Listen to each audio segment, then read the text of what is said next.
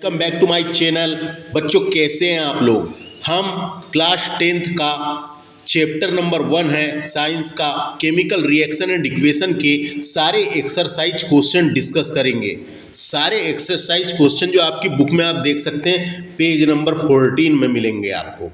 एक ही वीडियो में मैं सारे एक्सरसाइज क्वेश्चन को डिस्कस करने की कोशिश करूंगा जो क्वेश्चन नंबर 1 से लेकर 20 तक दिए रखे हैं आपकी बुक में। यह लेक्चर मेरे द्वारा डिस्कस किया जा रहा है। My name is Vikram Khandelkar. मेरे द्वारा बनाए जा रहे वीडियो आप लोगों को कैसे लग रहे हैं आप कमेंट करके भी बता सकते हैं। तो आइए शुरू करेंगे। सारे एक्सरसाइज क्वेश्चन मैं एक ही वीडियो में डिस्कस करूंगा दोस्तों। तो देखिए चलते हैं हम स्लाइड में।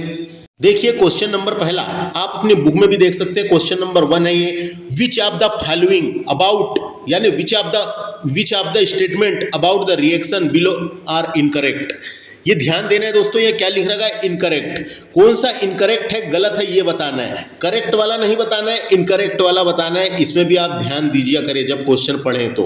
क्या बोला है, which of the statement about the reaction below are incorrect, कौन सा गलत है ये बताना है। तो देखिए यहाँ पे इक्वेशन दी रखी है, इक्वेशन के बारे में समझ लेते हैं। द केमिकल इक्वेशन यानी द केमिकल रिएक्शन दिया हुआ है यहाँ पे, और ये बैलेंस्ड केमिकल इक्वेशन दिया हुआ है दोस्तों। तो देखिए यहाँ पे पीबीओ दिया हुआ है। पीबीओ क्या दिया हुआ है, पीबीओ जिसे बोलेंगे लेड ऑक्साइड। ये पीबीओ क्या है, पीबीओ सॉलिड है और ये क्या है लेड ऑक्साइड है। ये लेड ऑक्साइड। उसके बाद सी दिया है, ये भी सॉलिड है तो सी जो है कार्बन, सी क्या है कार्बन। इसके अलावा देखिए इधर साइड पीबी हो गया यानी लेड आ गया, इधर साइड क्या है लेड और इधर साइड कार्बन डाइऑक्साइड। इधर साइड क्या है कार्बन डाइऑक्साइड। तो हम बोल सकते हैं लेड ऑक्साइड कार्बन के साथ मिलके रिएक्शन करके लेड प्लस कार्बन डाइऑक्साइड बनाता है, लेड प्लस कार्बन डाइऑक्साइड बनाता है। तो क्वेश्चन में क्या पूछे, क्वेश्चन देखिए ऑप्शन पहला क्या है, लेड इज गेटिंग रिड्यूस्ड। तो आप देख सकते हैं यहाँ पे ये लेड ऑक्साइड था, ये क्या बन गया है लेड बन गया है, रिड्यूस होके क्या बन गया लेड बन गया है। तो लेड ऑक्साइड रिड्यूस होके लेड बना है। लेड ऑक्साइड जो है सबसे पहले लेफ्ट हैंड साइड से ही देखते हैं दोस्तों, याद रखना है लेफ्ट हैंड साइड से ही पहले देखेंगे फिर राइट हैंड साइड की ओर जाएंगे। तो लेफ्ट हैंड साइड की अगर बात करें तो लेफ्ट हैंड साइड से अगर हम देखें तो लेड ऑक्साइड रिड्यूस हुआ है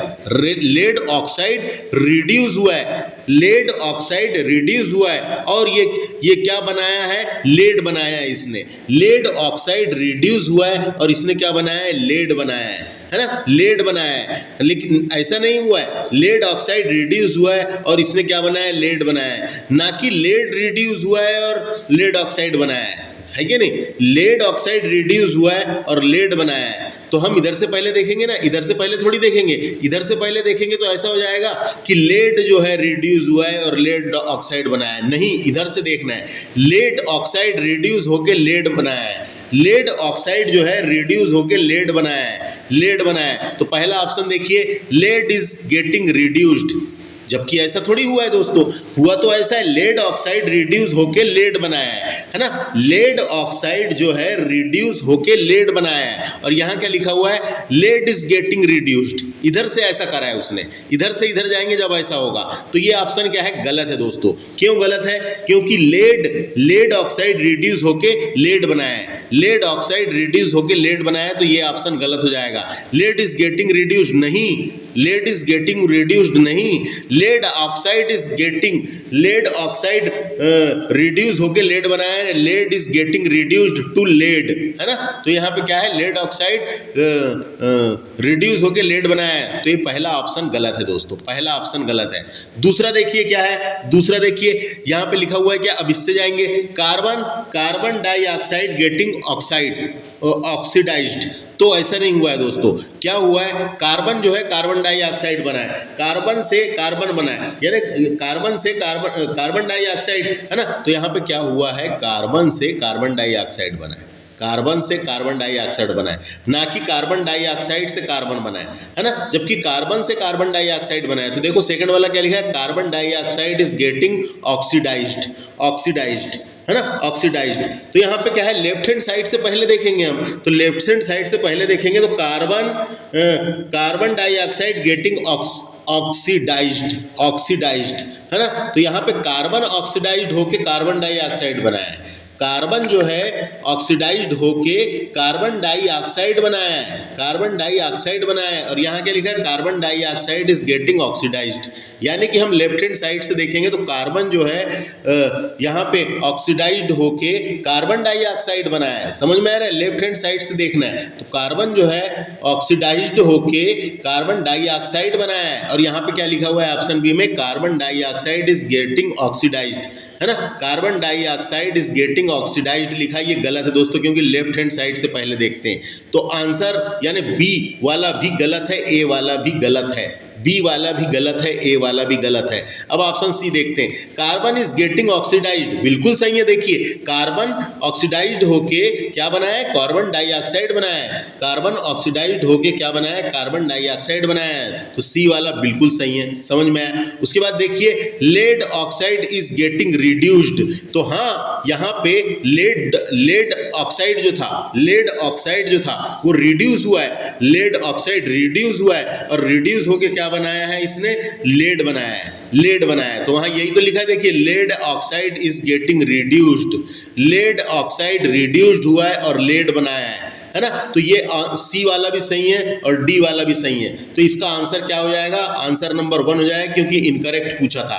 ए वाला भी इनकरेक्ट है, बी वाला भी इनकरेक्ट है। ऑप्शन देख सकते हैं ए बी है ना, B C, A B C या ऑल इनकरेक्ट है, ऐसे ऑप्शन थे। तो इसका आंसर क्या हो गया, पहला वाला हो गया, यानी पहला वाला ए और बी दोनों इनकरेक्ट है, दोनों क्या है, इनकरेक्ट हैं। समझ में आया, समझ में आया तो आप कमेंट कर सकते हैं। तो केमिकल इक्वेशन दिया हुआ था, द केमिकल इक्वेशन दिया हुआ था 2PbO यानी लेड ऑक्साइड सॉलिड है, कार्बन सॉलिड है, जो रिएक्शन करके क्या बनाया 2PbS यानी लेड बना दिया, 2Pb है ना, सॉलिड बनाया, लेड बनाया और साथ में कार्बन डाइऑक्साइड गैस बनाया। तो इसमें हम बोल सकते हैं, इसको रिडॉक्स रिएक्शन कहेंगे दोस्तों। कभी पूछे कौन सा रिएक्शन है, इसमें दोनों चीज साथ में हो रही है, रिडॉक्स रिएक्शन। कैसा रिएक्शन है ये, रिडॉक्स रिएक्शन है, याद रखना है।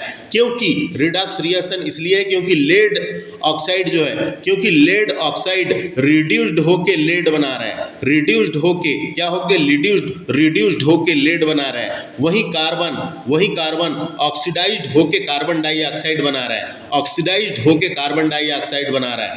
In this reaction lead oxide act has the oxidising agent, यानी लेड ऑक्साइड जो है ये क्या है, ऑक्सीडाइजिंग एजेंट है, ऑक्सीडाइजिंग एजेंट है। और कार्बन क्या है, carbon act reducing agent, carbon जो है ये रिड्यूसिंग एजेंट है दोस्तों, रिड्यूसिंग एजेंट है। तो इस तरीके से इसका आंसर क्या हुआ, फर्स्ट वाला। क्वेश्चन नंबर पहला समाप्त हुआ। क्वेश्चन नंबर सेकेंड समझ में आया ये क्वेश्चन नंबर। इसको रिडॉक्स रिएक्शन क्यों कहेंगे, इसको रिडॉक्स रिएक्शन इसलिए कहेंगे इसमें क्योंकि ऑक्सीडेशन और रिडक्शन दोनों एक साथ हो रहे हैं, ऑक्सीडेशन और रिडक्शन दोनों एक साथ हो रहे हैं, इसलिए इसको रिडॉक्स रिएक्शन कहते हैं दोस्तों, इसलिए इसको रिडॉक्स रिएक्शन कहते हैं। अब क्वेश्चन नंबर सेकंड देखिए, क्वेश्चन नंबर 2 देखिए, क्वेश्चन नंबर 2 देखिए, Fe2O3 प्लस 2Al यानी एरो लगा के बनाना है, Al2O3 प्लस 2Fe। तो यहाँ क्या कहा गया है, ये केमिकल इक्वेशन किस चीज का है, तो देख सकते हैं आप इसको, द एबो reaction is the example of, किसका एग्जाम्पल है ये बताना है। तो द केमिकल रिएक्शन रिप्रेजेंटेड है सर डिस्प्लेसमेंट रिएक्शन, किसका है, डिस्प्लेसमेंट रिएक्शन का एग्जाम्पल है दोस्तों। ये किसका है, डिस्प्लेसमेंट रिएक्शन का एग्जाम्पल है।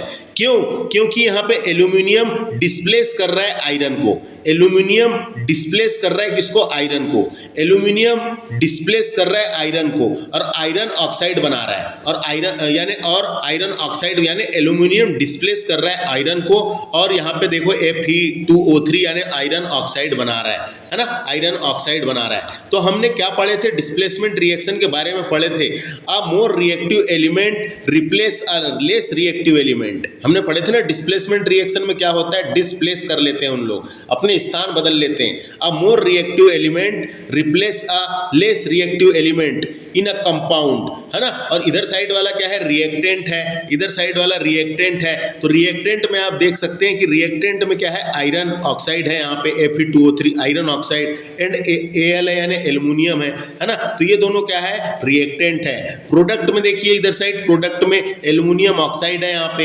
एल्युमिनियम ऑक्साइड है प्लस आयरन है, प्लस Fe यानी आयरन है दोस्तों। तो ये क्यों डिस्प्लेसमेंट रिएक्शन हुआ, क्यों हुआ इस पे डिस्प्लेसमेंट, क्योंकि aluminium is higher on the reactivity series. Aluminium जो है aluminium is higher on the reactivity series than iron meaning it's more reactive and can displace iron from its compound। तो इसीलिए इसको, है ना, फ्रॉम इट्स कंपाउंड। तो इसका मतलब है एल्यूमिनियम लोहे की तुलना में क्रियाशील श्रेणी के उच्च स्थान पर आता है, अर्थात यह अधिक क्रियाशील है ना, अर्थात यह अधिक क्रियाशील है तथा अपने यौगिक से लोहे को विस्थापित कर देता है, अपने यौगिक से लोहे को विस्थापित कर देता है, अलग कर देता है ना। इसलिए इसको अलग कर दिया, इसलिए उसको बोलते हैं डिस्प्लेसमेंट रिएक्शन। साथ ही साथ दोस्तों यह अभिक्रिया जो है, यह रिएक्शन जो है रिडॉक्स रिएक्शन का भी एग्जाम्पल है। किसका, रिडॉक्स रिएक्शन भी बोल सकते हैं इसको। क्यों, this reaction is also type of redox reaction, क्योंकि वेयर एल्युमिनियम इज ऑक्सीडाइज्ड, यहाँ पे एल्युमिनियम क्या हो रहा है, ऑक्सीडाइज्ड हो रहा है। यहाँ पे एल्युमिनियम क्या हो रहा है, ऑक्सीडाइज्ड हो रहा है, एल्युमिनियम ऑक्सीडाइज्ड हो रहा है, और आयरन जो है रिड्यूस हो रहा है, इसलिए इसको रिडॉक्स रिएक्शन भी बोलते हैं। तो समझ में आया, ये डिस्प्लेसमेंट रिएक्शन है दोस्तों।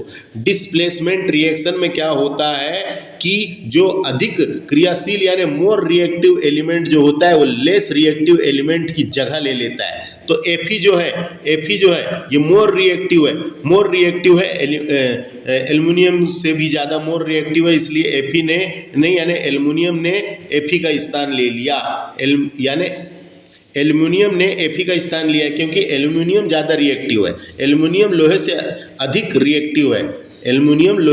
रिएक्टिव है। समझ में आ गया होगा आपको।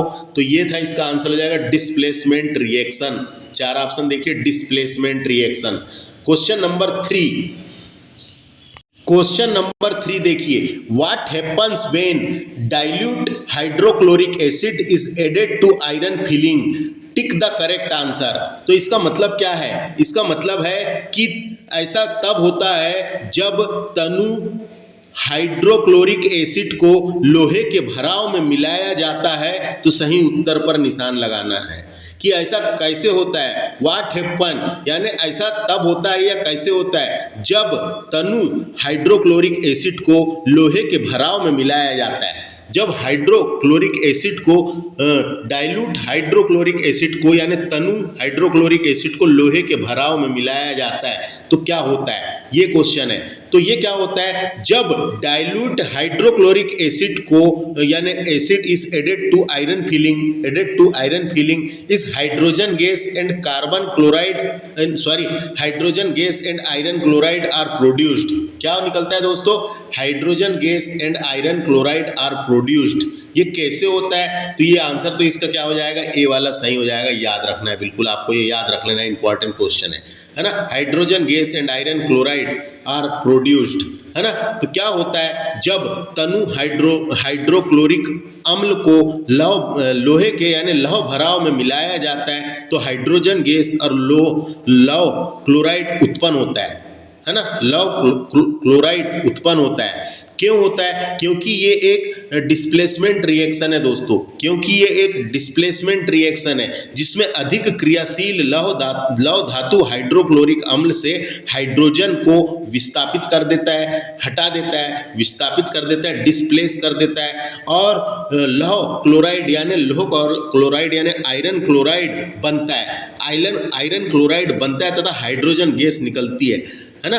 हाइड्रोजन नहीं, आयरन क्लोराइड बनता है और हाइड्रोजन गैस निकलती है। समझ में आया? फिर से एक बार स्पष्टीकरण के हिसाब से मैं फिर से बोल के बता देता हूँ। जब तनु हाइड्रोक्लोरिक अम्ल को लौह भराव में मिलाया जाता है तो हाइड्रोजन गैस और लौह क्लोराइड यानी लोहे का क्लोराइड जिसे आयरन क्लोराइड कहते हैं उत्पन्न होता है ना, उत्पन्न होता है। इतना समझ में आ गया? क्यों होता है? क्योंकि ये एक सिंगल डिस्प्लेसमेंट रिएक्शन है दोस्तों, सिंगल डिस्प्लेसमेंट रिएक्शन है जिसमें क्रियाशील लौह धातु हाइड्रोक्लोराइक अम्ल से हाइड्रोजन को विस्थापित कर देती है। क्या करती है? हाइड्रोजन को हटा देती है और लौह क्लोराइड बनता है और हाइड्रोजन गैस निकलती है। इसका आंसर 1 वाला सही होगा। समझ में आ गया? Next question number 4। Question number 4 क्या कहता है? What is balance chemical equation. सबसे पहले हमें बताना है बैलेंस्ड केमिकल इक्वेशन क्या है। Why should chemical equation is balanced, हम उसको बैलेंस क्यों करते हैं ये बताना है। तो इसका आंसर बहुत इजी है दोस्तों, मैंने आपको बता चुका हूँ। इसका आंसर संतुलित रासायनिक समीकरण बोलते हैं इसको। संतुलित यानी बैलेंस्ड करना। क्या होता है संतुलित रासायनिक समीकरण? एक रासायनिक प्रक्रिया होती है ना, प्रतीकात्मक प्रतिनिधित्व करती है प्रतीक के साथ, जहां प्रत्येक तत्वों के लिए परमाणुओं की संख्या अभिकारक और उत्पादन दोनों पक्षों में समान होनी चाहिए। द्रव्यमान के देखो यहाँ पे लिखा हुआ है लॉ ऑफ कंजर्वेशन ऑफ मास। द्रव्यमान के संरक्षण के नियम का पालन करने के लिए रासायनिक समीकरण को संतुलित किया जाना चाहिए, जो बताता है कि रासायनिक प्रतिक्रिया के पदार्थों का निर्माण या विनाश नहीं किया जा सकता, है ना, निर्माण या विनाश नहीं किया जा सकता। तो देखिए इंग्लिश में क्या लिखा हुआ है ना, a balance chemical equation is a symbol representation of a chemical reaction. क्या होता है ये? अ बैलेंस केमिकल रिएक्शन यानी balance chemical equation is a symbolic representation of a chemical reaction where the number of atom of each element in the same on both side reactant and product side chemical equation should be balanced to the law of conservation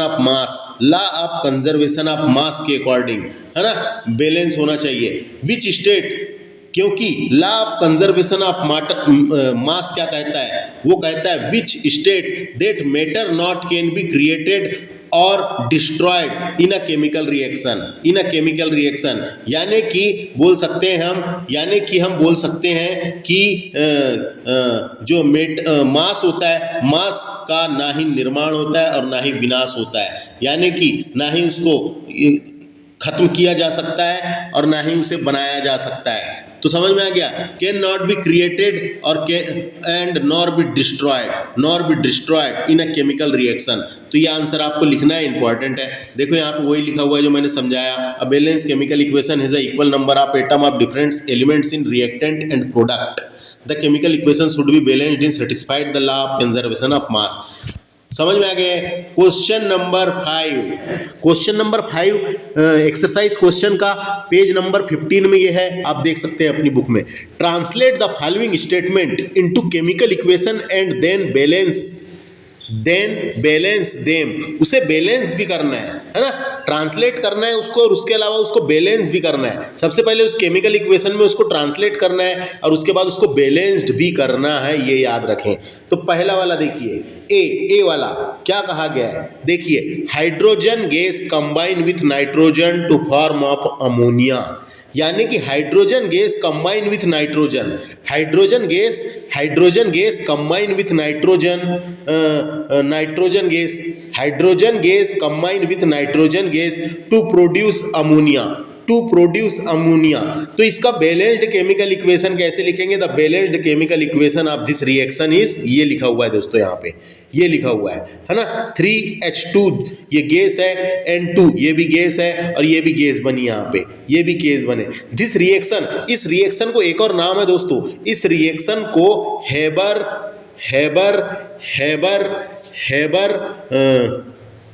हेबरबास, Haber BOSCH, हेबरबास process भी कहा जाता है दोस्तों, ये याद रखना है। इस रिएक्शन को हेबरबास प्रोसेस के द्वारा भी बनाया जा सकता है। रिक्वायर्ड हाई प्रेशर, ये इसमें क्या होता है, हेबरबास प्रोसेस में required high pressure and high temperature along with a catalyst to produce efficiently, है ना। तो ये याद रखना है, कभी पूछा गया तो इसलिए ये पता होना। इस प्रक्रिया को हेबरबास प्रक्रिया के रूप में भी जाना जाता है। कुशलता पूर्वक आगे बढ़ाने के लिए उत्प्रेरक के साथ उच्च दाब और तापमान की आवश्यकता होती है। उच्च दाब यानी कि high pressure and high temperature की आवश्यकता होती है, इतना याद रखें। तो देखिए समझ में आया क्या बोल रहा है, हाइड्रोजन गैस और हाइड्रोजन गैस नाइट्रोजन के साथ मिलकर, हाइड्रोजन गैस नाइट्रोजन के साथ मिलकर प्रतिक्रिया करके यानी साथ मिलकर अमोनिया बनाती है। क्या बनाती है, अमोनिया बनाती है। इसका बैलेंस्ड केमिकल इक्वेशन ये है, तो ये आपको एग्जाम में लिखना है, इतना याद रखें। इसे हेबर-बास प्रक्रिया के रूप में भी जाना जाता है। इधर साइड ये जो लिखे हुए हैं क्या है, रिएक्टेंट है, क्योंकि यहाँ पे नाइट्रोजन आ गया है ना, N2 हाइड्रोजन है, H2, ये दोनों ये प्रारंभिक पदार्थ कहलाए और इसे बोलते हैं रिएक्टेंट। प्रोडक्ट क्या बनता है, परिणाम स्वरूप प्रोडक्ट बनता है रिएक्शन होने के बाद अमोनिया NH3 अमोनिया बनता है दोस्तों, अमोनिया बनता है। तो यहाँ पे इसको बैलेंस्ड केमिकल है, तो बैलेंस करके ही लिखा हुआ है, बैलेंस्ड करके ही लिखा है। मैं नेक्स्ट लेक्चर में आपको बैलेंस करने वाले सिर्फ बैलेंस कैसे करते हैं वो बताऊंगा। अभी सिर्फ इनके आंसर्स बता रहा हूं दोस्तों, आंसर्स बता रहा हूं, ये याद रखें। समझ में आ गया। ये हाइड्रोजन गैस नाइट्रोजन के साथ मिलकर अमोनिया बनाती है, जिसका बैलेंस्ड इक्वेशन ये है। नेक्स्ट क्वेश्चन क्या है, जब हाइड्रोजन सल्फाइड, देखो hydrogen sulphide gas burn in air to give water and sulphur dioxide, to give water and sulphur dioxide. तो क्या है ये, जब हाइड्रोजन सल्फाइड गैस हवा में जलती है, बर्न होती है, हवा में जलती है, तो ऑक्सीजन के साथ प्रतिक्रिया करके, यानी हवा में जलती है, देखो हवा में जल रही है, ऑक्सीजन के साथ प्रतिक्रिया करके पानी बनाती है, H2O बनाती है और सल्फर डाइऑक्साइड बनाती है। क्या बनाती है, सल्फर डाइऑक्साइड बनाती है, SO2, सल्फर डाइऑक्साइड बनाती है। तो ये देखो इसका फार्मूला, इसका केमिकल इक्वेशन क्या है, तो देखो है ना, यहाँ प्रतिक्रिया को अगर हमें ये केमिकल इक्वेशन को बैलेंस्ड करना है तो इस प्रकार का हो जाएगा दोस्तों, ये इस प्रकार का हो जाएगा। सबसे पहले हाइड्रोजन सल्फाइड की बात की गई, तो देखो हाइड्रोजन सल्फाइड लिख लिए, हाइड्रोजन है ना, हाइड्रोजन सल्फाइड हवा में जलती है ना, हवा में जल रही है, तो देखो O2 लिख लिए। तो हवा में जलती है तो O2 के साथ प्रतिक्रिया करके यानी रिएक्शन करके क्या बनाती है, तो सल्फर डाइऑक्साइड बनाती है और साथ में पानी बनाती है, तो उसको जब बैलेंस्ड करेंगे हम, तो ये बैलेंस्ड करेंगे तो यहाँ 2 आ जाएगा, यहाँ 3 आ जाएगा, तो बैलेंस्ड करना मैं नेक्स्ट लेक्चर में बताऊंगा। तो इसका आंसर क्या हो गया, ये हो गया। नेक्स्ट क्वेश्चन है, barium chloride react with aluminium sulphate to give aluminum chloride and a precipitate of barium sulfate, तो कहा गया है बेरियम क्लोराइड का फार्मूला होता है BaCl2, है ना, और एल्युमिनियम सल्फेट के साथ, एल्युमिनियम सल्फेट का फार्मूला होता है Al2SO4 ब्रैकेट में 3, है ना। तो ये तो क्या लिखा है, बेरियम क्लोराइड एल्युमिनियम क्लोराइड के साथ प्रतिक्रिया करके यानी रिएक्शन करके एल्युमिनियम क्लोराइड बनाता है। देखो ये लिखा हुआ है, एल्युमिनियम क्लोराइड बनाता है और साथ में बेरियम सल्फेट बनाता है, बेरियम सल्फेट, और ये बेरियम सल्फेट जो है ये ठोस बनाता है यानी कि सॉलिड बनाता है। तो सबसे पहले समझ में आया, सबसे पहले प्रारंभिक में क्या है, बेरियम सल्फेट और एल्युमिनियम सल्फेट, ये रिएक्टेंट है ना, और प्रोडक्ट में क्या बन रहा है, प्रोडक्ट में बन रहा है AlCl यानी एल्युमिनियम क्लोराइड बन रहा है प्रोडक्ट में, उसके साथ बेरियम सल्फेट बन रहा है, और ये बेरियम सल्फेट जो है दोस्तों ये क्या है, प्रिसिपिटेट देखो यहाँ सॉलिड बना हुआ है, ये देखो ये सॉलिड बना हुआ है, प्रिसिपिटेट, ये देखो एरो लगा हुआ है, नीचे बैठ जाता है, सॉलिड है, एरो लगा हुआ है, नीचे बैठ जाता है तो देखिए सॉलिड बन रहा है, तो ये क्या है, बेरियम सल्फेट जल में आघुलनशील है ना, आघुलनशील है, और ये ठोस अवयव बनाता है यानी प्रेसिपिटेट बनाता है, यानी कि हम बोल सकते हैं barium sulphate is insoluble in water and from a solid precipitate indicate by the S यानी सॉलिड के रूप में इन द इक्वेशन, तो वो नीचे बैठ जाएगा सॉलिड के रूप में, तो वो बताया गया है। तो समझ में आया क्या, इस प्रक्रिया को, इस रिएक्शन को, इस केमिकल इक्वेशन को क्या बोलते हैं, डबल डिस्प्लेसमेंट रिएक्शन कहते हैं। क्या कहते हैं, डबल डिस्प्लेसमेंट, क्योंकि देखो यहाँ पे Cl2 के साथ Al2 मिल गया है, एक में एक को आपस में बदल रहे हैं, Ba के साथ SO4 मिल गया है, आपस में बदल रहे हैं ना, इसलिए इसे डबल डिस्प्लेसमेंट रिएक्शन कहेंगे दोस्तों, डबल डिस्प्लेसमेंट रिएक्शन कहेंगे। तो सबसे पहले तो बैलेंस किया अपन ने, सबसे पहले क्या किए, बैलेंस किए। तो जब बैलेंस करते हैं तो द इक्वेशन इज बैलेंस्ड, तो number of atom each element same has both side, दोनों साइड सेम होना चाहिए। तो ये पता होगा आपको, बैलेंस करते समय दोनों side each element atom of each element same on both side of the equation. और ये किसका एग्जाम्पल है, कभी पूछा तो ये डबल डिस्प्लेसमेंट रिएक्शन का एग्जाम्पल है, क्योंकि यहाँ पे रिएक्टेंट जो है वो धनात्मक और ऋणात्मक आयन उत्पादन को बनाने के लिए स्थान बदलते हैं दोस्तों, आपस में स्थान बदल रहे हैं, इसलिए बेरियम क्लोराइड जो है, barium chloride Ba aluminium sulphate के साथ मिल जाता है और एल्यूमिनियम के साथ बदल जाता है ना, बदल जाता है। तो यहाँ क्या बताया मैंने, बेरियम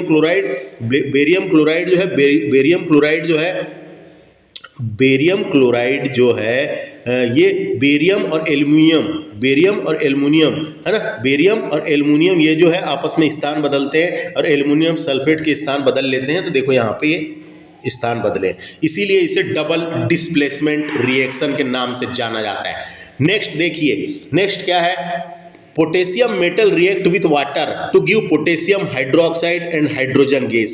क्या कहा गया है, पोटेशियम धातु पानी के साथ प्रतिक्रिया करके, पोटेशियम मेटल यानी धातु रिएक्ट विथ वाटर यानी पानी के साथ प्रतिक्रिया करके पोटेशियम हाइड्रोक्साइड क्या बना रही है, पोटेशियम हाइड्रोक्साइड और हाइड्रोजन गैस बना रही है, पोटेशियम हाइड्रोक्साइड एवं हाइड्रोजन गैस बना रही है। तो उसी का हमको बैलेंस्ड केमिकल इक्वेशन लिखना है। सबसे पहले सिंपल इक्वेशन लिख लीजिए, उसके बाद उसको बैलेंस्ड करे, सही हो जाता है। देखिए यहाँ पे क्या है, पोटेशियम मेटल यानी के आ गया, सॉलिड है ये, है ना, ये बैलेंस्ड केमिकल इक्वेशन है। तो ये क्या है, पोटेशियम मेटल जो सॉलिड है, मेटल है यानी सॉलिड है, ये वाटर के साथ रिएक्ट कर रहा है यानी H2O के साथ रिएक्ट कर रहा है। तो पोटेशियम धातु पानी के साथ प्रतिक्रिया करके रिएक्शन करके पोटेशियम हाइड्रोक्साइड ये है, पोटेशियम हाइड्रोक्साइड और हाइड्रोजन गैस बनाते हैं। समझ में आ गया, ये बहुत ईजी है, यहाँ जो लिखा है उसी को पहले लिख लेना है। ये समझ में आया क्या, बस नेक्स्ट क्वेश्चन में चलते हैं अपन। क्वेश्चन नंबर 6 है पेज नंबर 15 का, इसमें भी बैलेंस्ड करने को कहा गया है। Balance the following chemical equation, in equation को बैलेंस करने को कहा गया है, आप अपनी बुक में देख सकते हैं। देखिए यहाँ इक्वेशन लिख रखा है, उसके आंसर में सीधे मैं बैलेंस्ड वाले बताऊंगा आपको और कैसे हुआ ये बताऊंगा। पेज नंबर 15 में है, balance the following chemical equation लिख रखे हैं वहां पे, है ना, उनको बैलेंस करके लिखना है, उसको बैलेंस करके लिखना है। तो देखिए पहला, यह क्रिया जो है, देखो इसमें जो है, इस रिएक्शन में नाइट्रिक एसिड है, नाइट्रिक एसिड जो HNO3 यानी नाइट्रिक एसिड है ना, ये नाइट्रिक एसिड है, नाइट्रिक एसिड और यहाँ पे कैल्शियम हाइड्रोक्साइड दिया हुआ है, नाइट्रिक एसिड और कैल्शियम हाइड्रोक्साइड दिया हुआ है। ये दोनों रिएक्ट करके क्या बना रहे हैं, कैल्शियम नाइट्रेट बना रहे हैं और साथ में पानी बना रहे हैं, कैल्शियम नाइट्रेट बना रहे हैं और साथ में पानी बना रहे हैं दोस्तों, साथ में पानी बनाते हैं। यह एक किसका एग्जाम्पल है, कभी एग्जाम में उल्टा क्वेश्चन पूछा, ये किसका एग्जाम्पल है, तो ये न्यूट्रलाइजेशन रिएक्शन का एग्जाम्पल है। ये न्यूट्रलाइजेशन रिएक्शन है, ये कैसा रिएक्शन है, न्यूट्रलाइजेशन रिएक्शन है, याद रखना है, उदासीनीकरण अभिक्रिया बोलते हैं हिंदी में, है ना। तो ये एक उदासीनीकरण यानी न्यूट्रलाइजेशन रिएक्शन है, जिसमें एक अम्ल है, जिसमें क्या है, एक अम्ल है यानी एक एसिड है, ये जो है ये एसिड है और ये जो है ये बेस है, बेस है, इसलिए इसको क्या बोले हैं, ये दोनों मिलके क्या बना रहे हैं, यहाँ पे लवण बना रहे हैं और पानी बना रहे हैं, ये क्या है लवण बना रहे हैं और पानी बना रहे हैं, है ना। तो ये जो है दोस्तों HNO3 जिसे नाइट्रिक एसिड कहा जाता है, एक मजबूत अम्ल है, मजबूत एसिड है। इसके अलावा ये जो है ये क्षार है ना, ये जो है ये क्षार है, ये दोनों क्या बोलते हैं रिएक्टेंट। और जो प्रोडक्ट बन रहा है दोस्तों, जो प्रोडक्ट तैयार हो रहा है वो बन रहा है एक लवण जो पानी में घुलनशील है, एक लवण बन रहा है जो पानी में घुलनशील है, एक लवण बन रहा है, इसको क्या बोलेंगे कैल्शियम नाइट्रेट, और इसके साथ में पानी बन रहा है दोस्तों। तो ये किसका है, ये न्यूट्रलाइजेशन रिएक्शन है एक प्रकार का। तो इसका संतुलित रासायनिक समीकरण लिखना है, यानी बैलेंस्ड केमिकल इक्वेशन लिखना है, तो उसका आंसर ये है। देखो यहाँ 2 आ जाएगा, यहाँ 2 आएगा, है ना। इसके अलावा देखो यहाँ पे 2 आ जाएगा सिर्फ, और ये ऐसा रहेगा। तो ये बैलेंस्ड केमिकल इक्वेशन है, जो मैं नेक्स्ट लेक्चर में आपको बैलेंस कैसे करते हैं, left hand side is equal to left hand side और राइट हैंड साइड दोनों जगह एटमों की संख्या समान होनी चाहिए, तो उसको मैं करके दिखाऊंगा। अभी आप इसका आंसर समझ सकते हैं और लिख सकते हैं। यहाँ पे आंसर इसका इस प्रकार का लिखना है एग्जाम में। नेक्स्ट क्वेश्चन क्या है, समझ में आया कि ये समझ में आ गया ना, ये समझ में आ गया होगा आपको, तो ठीक है। नेक्स्ट देखिए, नेक्स्ट क्या है 2NaOH यानी 2NaOH यानी कि क्या है यहाँ पे, ये भी दोस्तों एक प्रकार का न्यूट्रलाइजेशन रिएक्शन है, ये भी एक प्रकार का न्यूट्रलाइजेशन रिएक्शन है दोस्तों। ऐसा इसलिए क्योंकि इसमें एक तरफ क्या है सोडियम हाइड्रोक्साइड दिया हुआ है, सोडियम हाइड्रोक्साइड दिया हुआ है जो कि एसिड है ना, और एक तरफ में यहाँ पे क्या दिया हुआ है, यहाँ पे दिया हुआ है सल्फ्यूरिक एसिड दिया हुआ है जो एक एसिड है, जो एक बेस है, साथ में ये दोनों प्रक्रिया करके, साथ में रिएक्शन करके NaSO4 यानी सोडियम सल्फेट और पानी बना रहे हैं, सोडियम सल्फेट और पानी बना रहे हैं। तो कभी एग्जाम में आया ये कैसा रिएक्शन है, तो ये कौन सा रिएक्शन है, तो ये न्यूट्रलाइजेशन रिएक्शन है।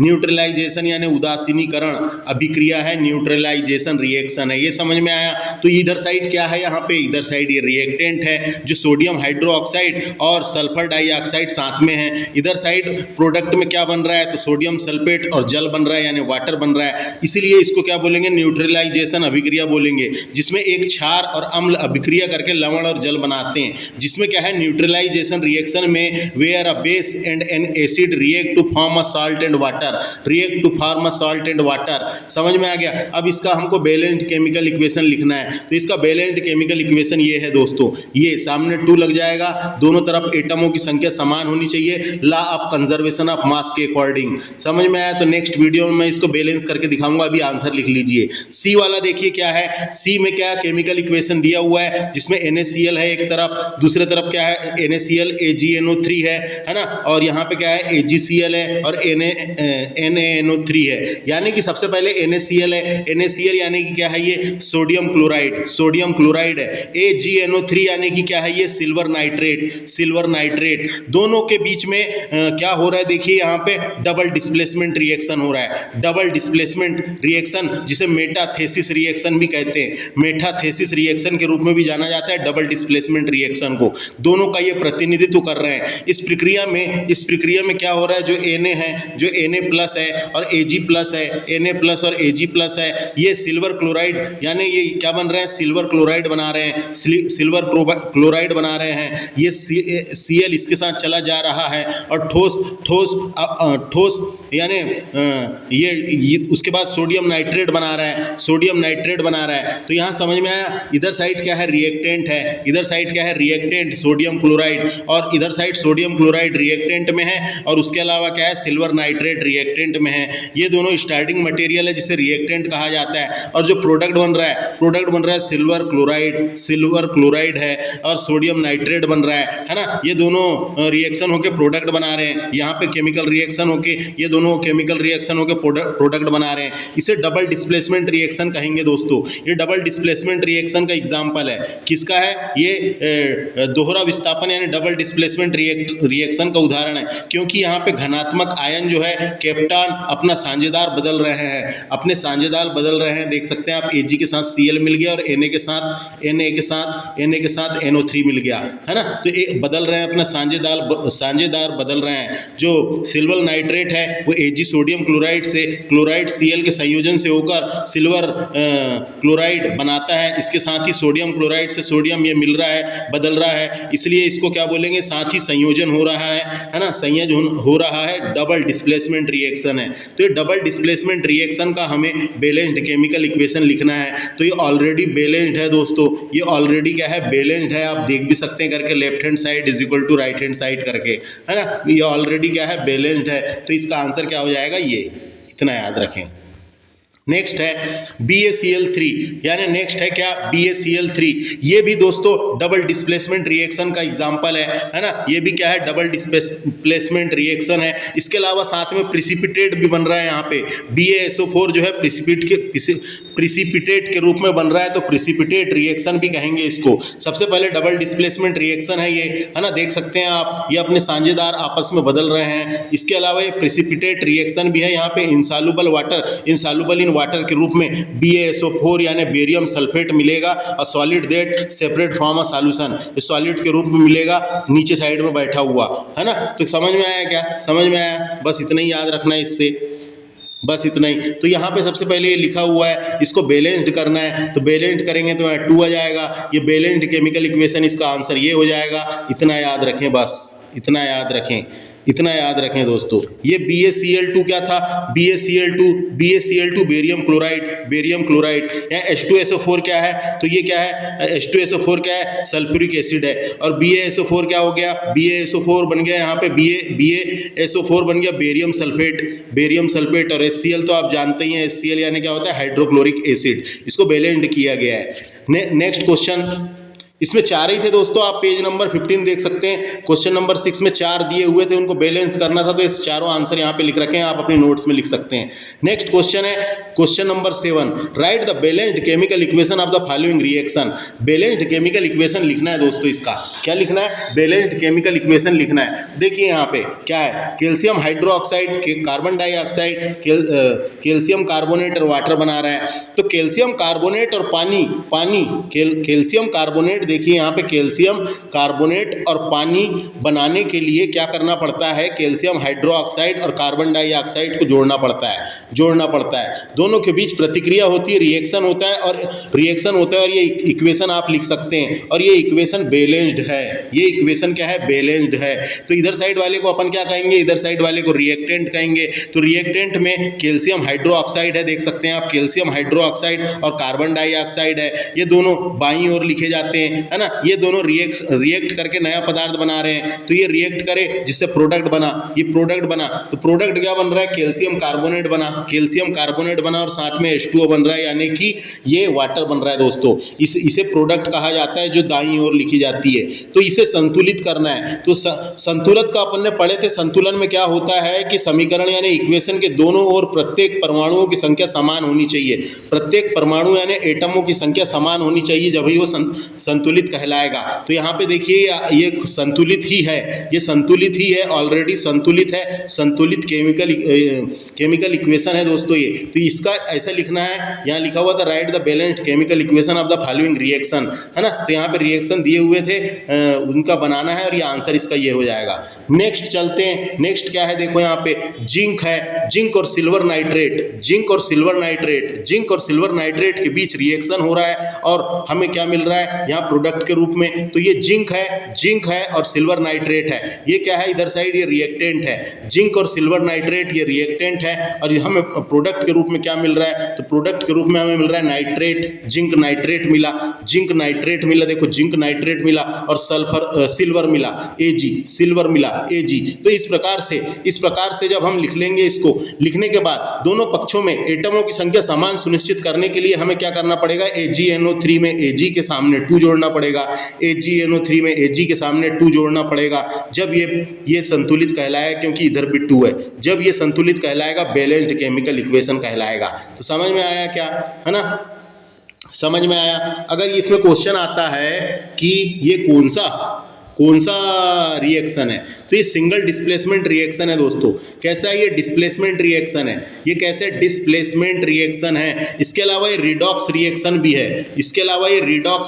भी है, क्यों रिडॉक्स है, क्योंकि इसमें रिएक्शन हो रहा है जो ये साथ में क्या है, रिडॉक्स रिएक्शन भी है दोस्तों। क्यों है? क्योंकि ये रिएक्शन में आप देख रहे होंगे चेंज इन ऑक्सीडेशन स्टेट बदल रहा है। जिंक बिंग ऑक्सीडाइज्ड हो रहा है, यहाँ पे जिंक क्या है, ऑक्सीडाइज्ड हो रहा है, और सिल्वर इज रिड्यूस्ड हो रहा है, सिल्वर इज रिड्यूस्ड हो रहा है। इसीलिए इसको क्या बोलेंगे, इसको ये बोल सकते हैं रिडॉक्स रिएक्शन, यानी ये डिस्प्लेसमेंट रिएक्शन का एग्जाम्पल है, साथ में ये रिडॉक्स रिएक्शन का भी एग्जाम्पल है, ये याद रखना है। और इसके अलावा ये जो है सॉल्युबिलिटी, इसमें सॉल्युबिलिटी भी हो रही है क्योंकि zinc nitrate is soluble in water, है ना, while silver is a solid precipitate, silver is a solid precipitate. ये सिल्वर जो बन रहा है ये सॉलिड प्रिसिपिटेट के रूप में बन रहा है दोस्तों। तो ये घुलनशीलता भी है इसमें, जिंक नाइट्रेट जल में घुला हुआ है, जिंक नाइट्रेट जो है जल में घुला हुआ है, जबकि चांदी का एक ठोस है, ये चांदी का सॉलिड है दोस्तों, ये सॉलिड है, प्रिसिपिटेट बन रहा है इसमें, नीचे सॉलिड प्रिसिपिटेट बन रहा है, white silver is a solid precipitate बन रहा है। तो समझ में आ गया, ये इसके बारे में इतना ही लिखना है, बैलेंस्ड लिखना था तो ये इसका हमने लिख दिया बैलेंस। बाकी नेक्स्ट लेक्चर में मैं करना सिखाऊंगा आपको कैसे करते हैं करके। नेक्स्ट है aluminium and copper chloride, aluminium plus copper chloride, ये दोनों रिएक्ट करके क्या बना रहे हैं, एल्युमिनियम क्लोराइड और कॉपर बना रहे हैं। तो the balance chemical equation of the reaction which aluminium and copper chloride, aluminium and copper chloride, है ना, ये मिला के ये बना दोस्तों। This present a single displacement reaction, ये भी किसका एग्जांपल है, ये भी सिंगल डिस्प्लेसमेंट रिएक्शन का एग्जांपल है ना, क्योंकि इसमें एल्युमिनियम जो है वो मोर रिएक्टिव, है ना, मोर रिएक्टिव है, aluminium more reactive than Cu, aluminium is more reactive than Cu, यानी रिप्लेस कर रहा है कॉपर को, कॉपर कंपाउंड को रिप्लेस कर रहा है वो, been more reactive replace copper in compound, है ना, तो कॉपर यानी कंपाउंड को रिप्लेस कर रहा है, तो ये सिंगल डिस्प्लेसमेंट का यानी डिस्प्लेसमेंट का उदाहरण है। तो ये बैलेंस्ड करा हुआ लिखा हुआ है यहाँ पे, aluminium copper chloride, aluminium chloride copper, तो ये बैलेंस्ड है, आंसर इसको आपको ऐसे ही लिखना है, बैलेंस्ड करा हुआ है यहाँ पे। बैलेंस कैसे करना है मैं इसके बाद लेक्चर आएंगे एक एक करके, तो उसमें पूरे को बैलेंस करना सिखाऊंगा, अभी आंसर आप लिख सकते हैं। समझ में आया कि क्या समझा, है ना। तो ये सिंगल डिस्प्लेसमेंट रिएक्शन का एग्जांपल है, क्योंकि यहाँ पे एल्युमिनियम जो है वो बीइंग मोर रिएक्टिव, कॉपर से ज़्यादा रिएक्टिव है, एल्युमिनियम कॉपर से ज़्यादा रिएक्टिव है, तो उसकी स्थान ले लिया इसने और ये अलग हो गया कॉपर। समझ में आ गया। नेक्स्ट है ये समझ में आ गया क्या आपको, आ गया होगा, एल्युमिनियम और कॉपर क्लोराइड के बीच प्रतिक्रिया यानी रिएक्शन हो रहा है और संतुलित समीकरण यहाँ लिखा हुआ है। तो यहाँ एकल विस्थापन यानी कि बोल सकते हैं सिंगल डिस्प्लेसमेंट का उदाहरण है, जिसमें एल्युमिनियम अधिक प्रतिक्रियाशील होने पर कारण कॉपर की जगह ले रहा है, कॉपर की जगह ले रहा है। नेक्स्ट है बेरियम क्लोराइड, बेरियम क्लोराइड और पोटेशियम सल्फेट, बेरियम क्लोराइड और पोटेशियम सल्फेट के बीच रिएक्शन हो रहा है और ये संतुलित यहाँ पे दिया हुआ है, देखो बैलेंस्ड केमिकल इक्वेशन लिख रखा है, BaCl2 K2SO4 ये लिखा हुआ है। ये रिएक्शन करके क्या बना रहे हैं, जो प्रोडक्ट बन रहा है वो बन रहा है बेरियम सल्फेट और दूसरा पोटेशियम क्लोराइड। ये दोहरा डबल डिस्प्लेसमेंट रिएक्शन का एग्जांपल है दोस्तों, आप देख सकते हैं इसमें डिस्प्लेस कर रहे हैं, आपस में बदल रहे हैं, ये डबल डिस्प्लेसमेंट रिएक्शन का एग्जांपल है ना।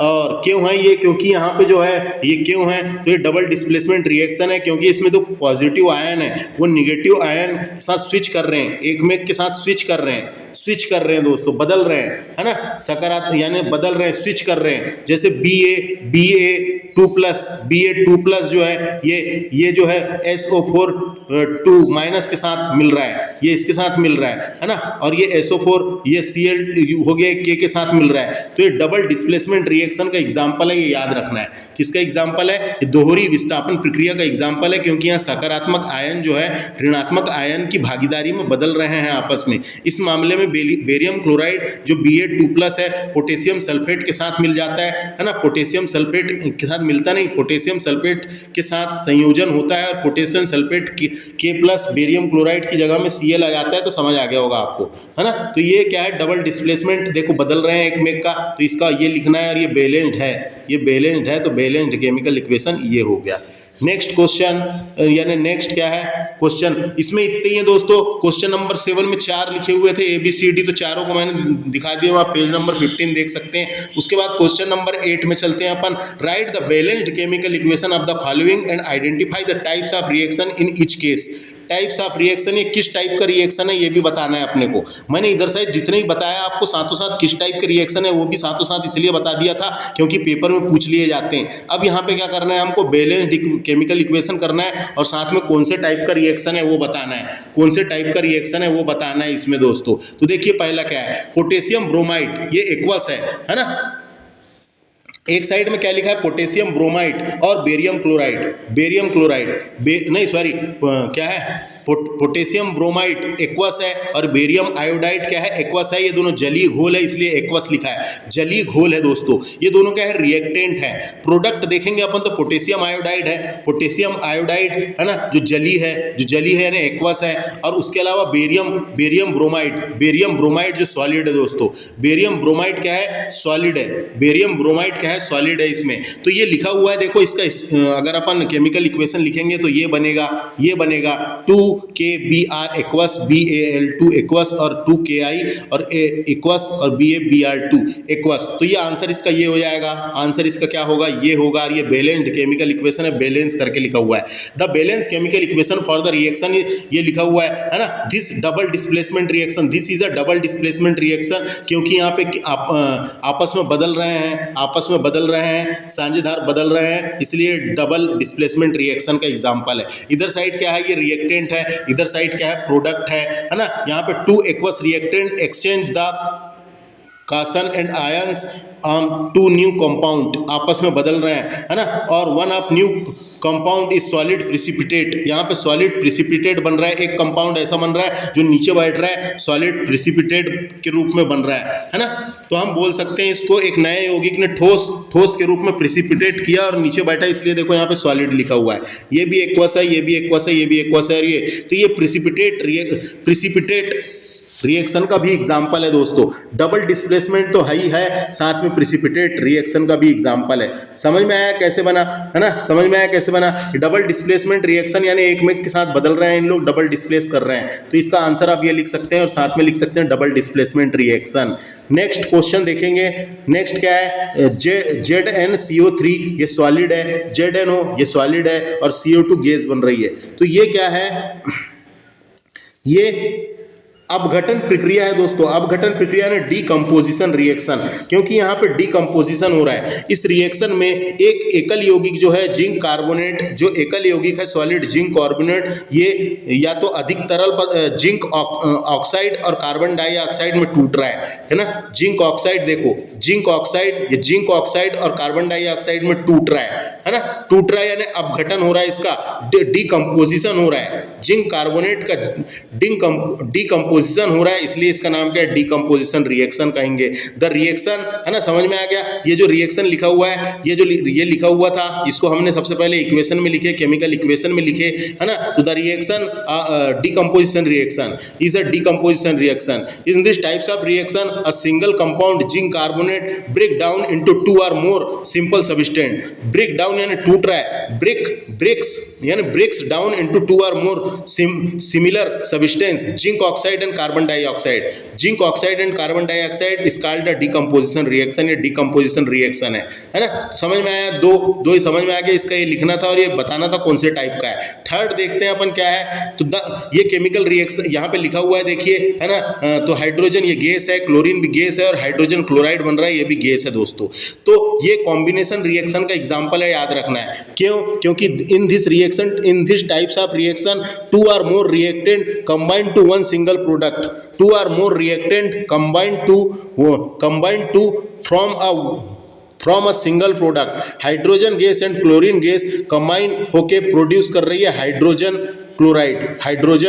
क्लोराइड गैस, इसलिए ये कॉम्बिनेशन रिएक्शन है। ये कैसा रिएक्शन है, कॉम्बिनेशन रिएक्शन है, जिसे संयोजन अभिक्रिया कहते हैं। ये इस प्रकार की अभिक्रिया, इसमें 2 या 2 से अधिक अभिकारक मिलकर यानी रिएक्टेंट मिलकर, 2 या 2 से अधिक अभिकारक मिलकर यानी रिएक्टेंट मिलकर एक उत्पाद बना रहे हैं, प्रोडक्ट बना रहे हैं, यानी एक सिंगल प्रोडक्ट बना रहे हैं। हाइड्रोजन गैस और क्लोरीन गैस मिलकर हाइड्रोजन क्लोराइड गैस बना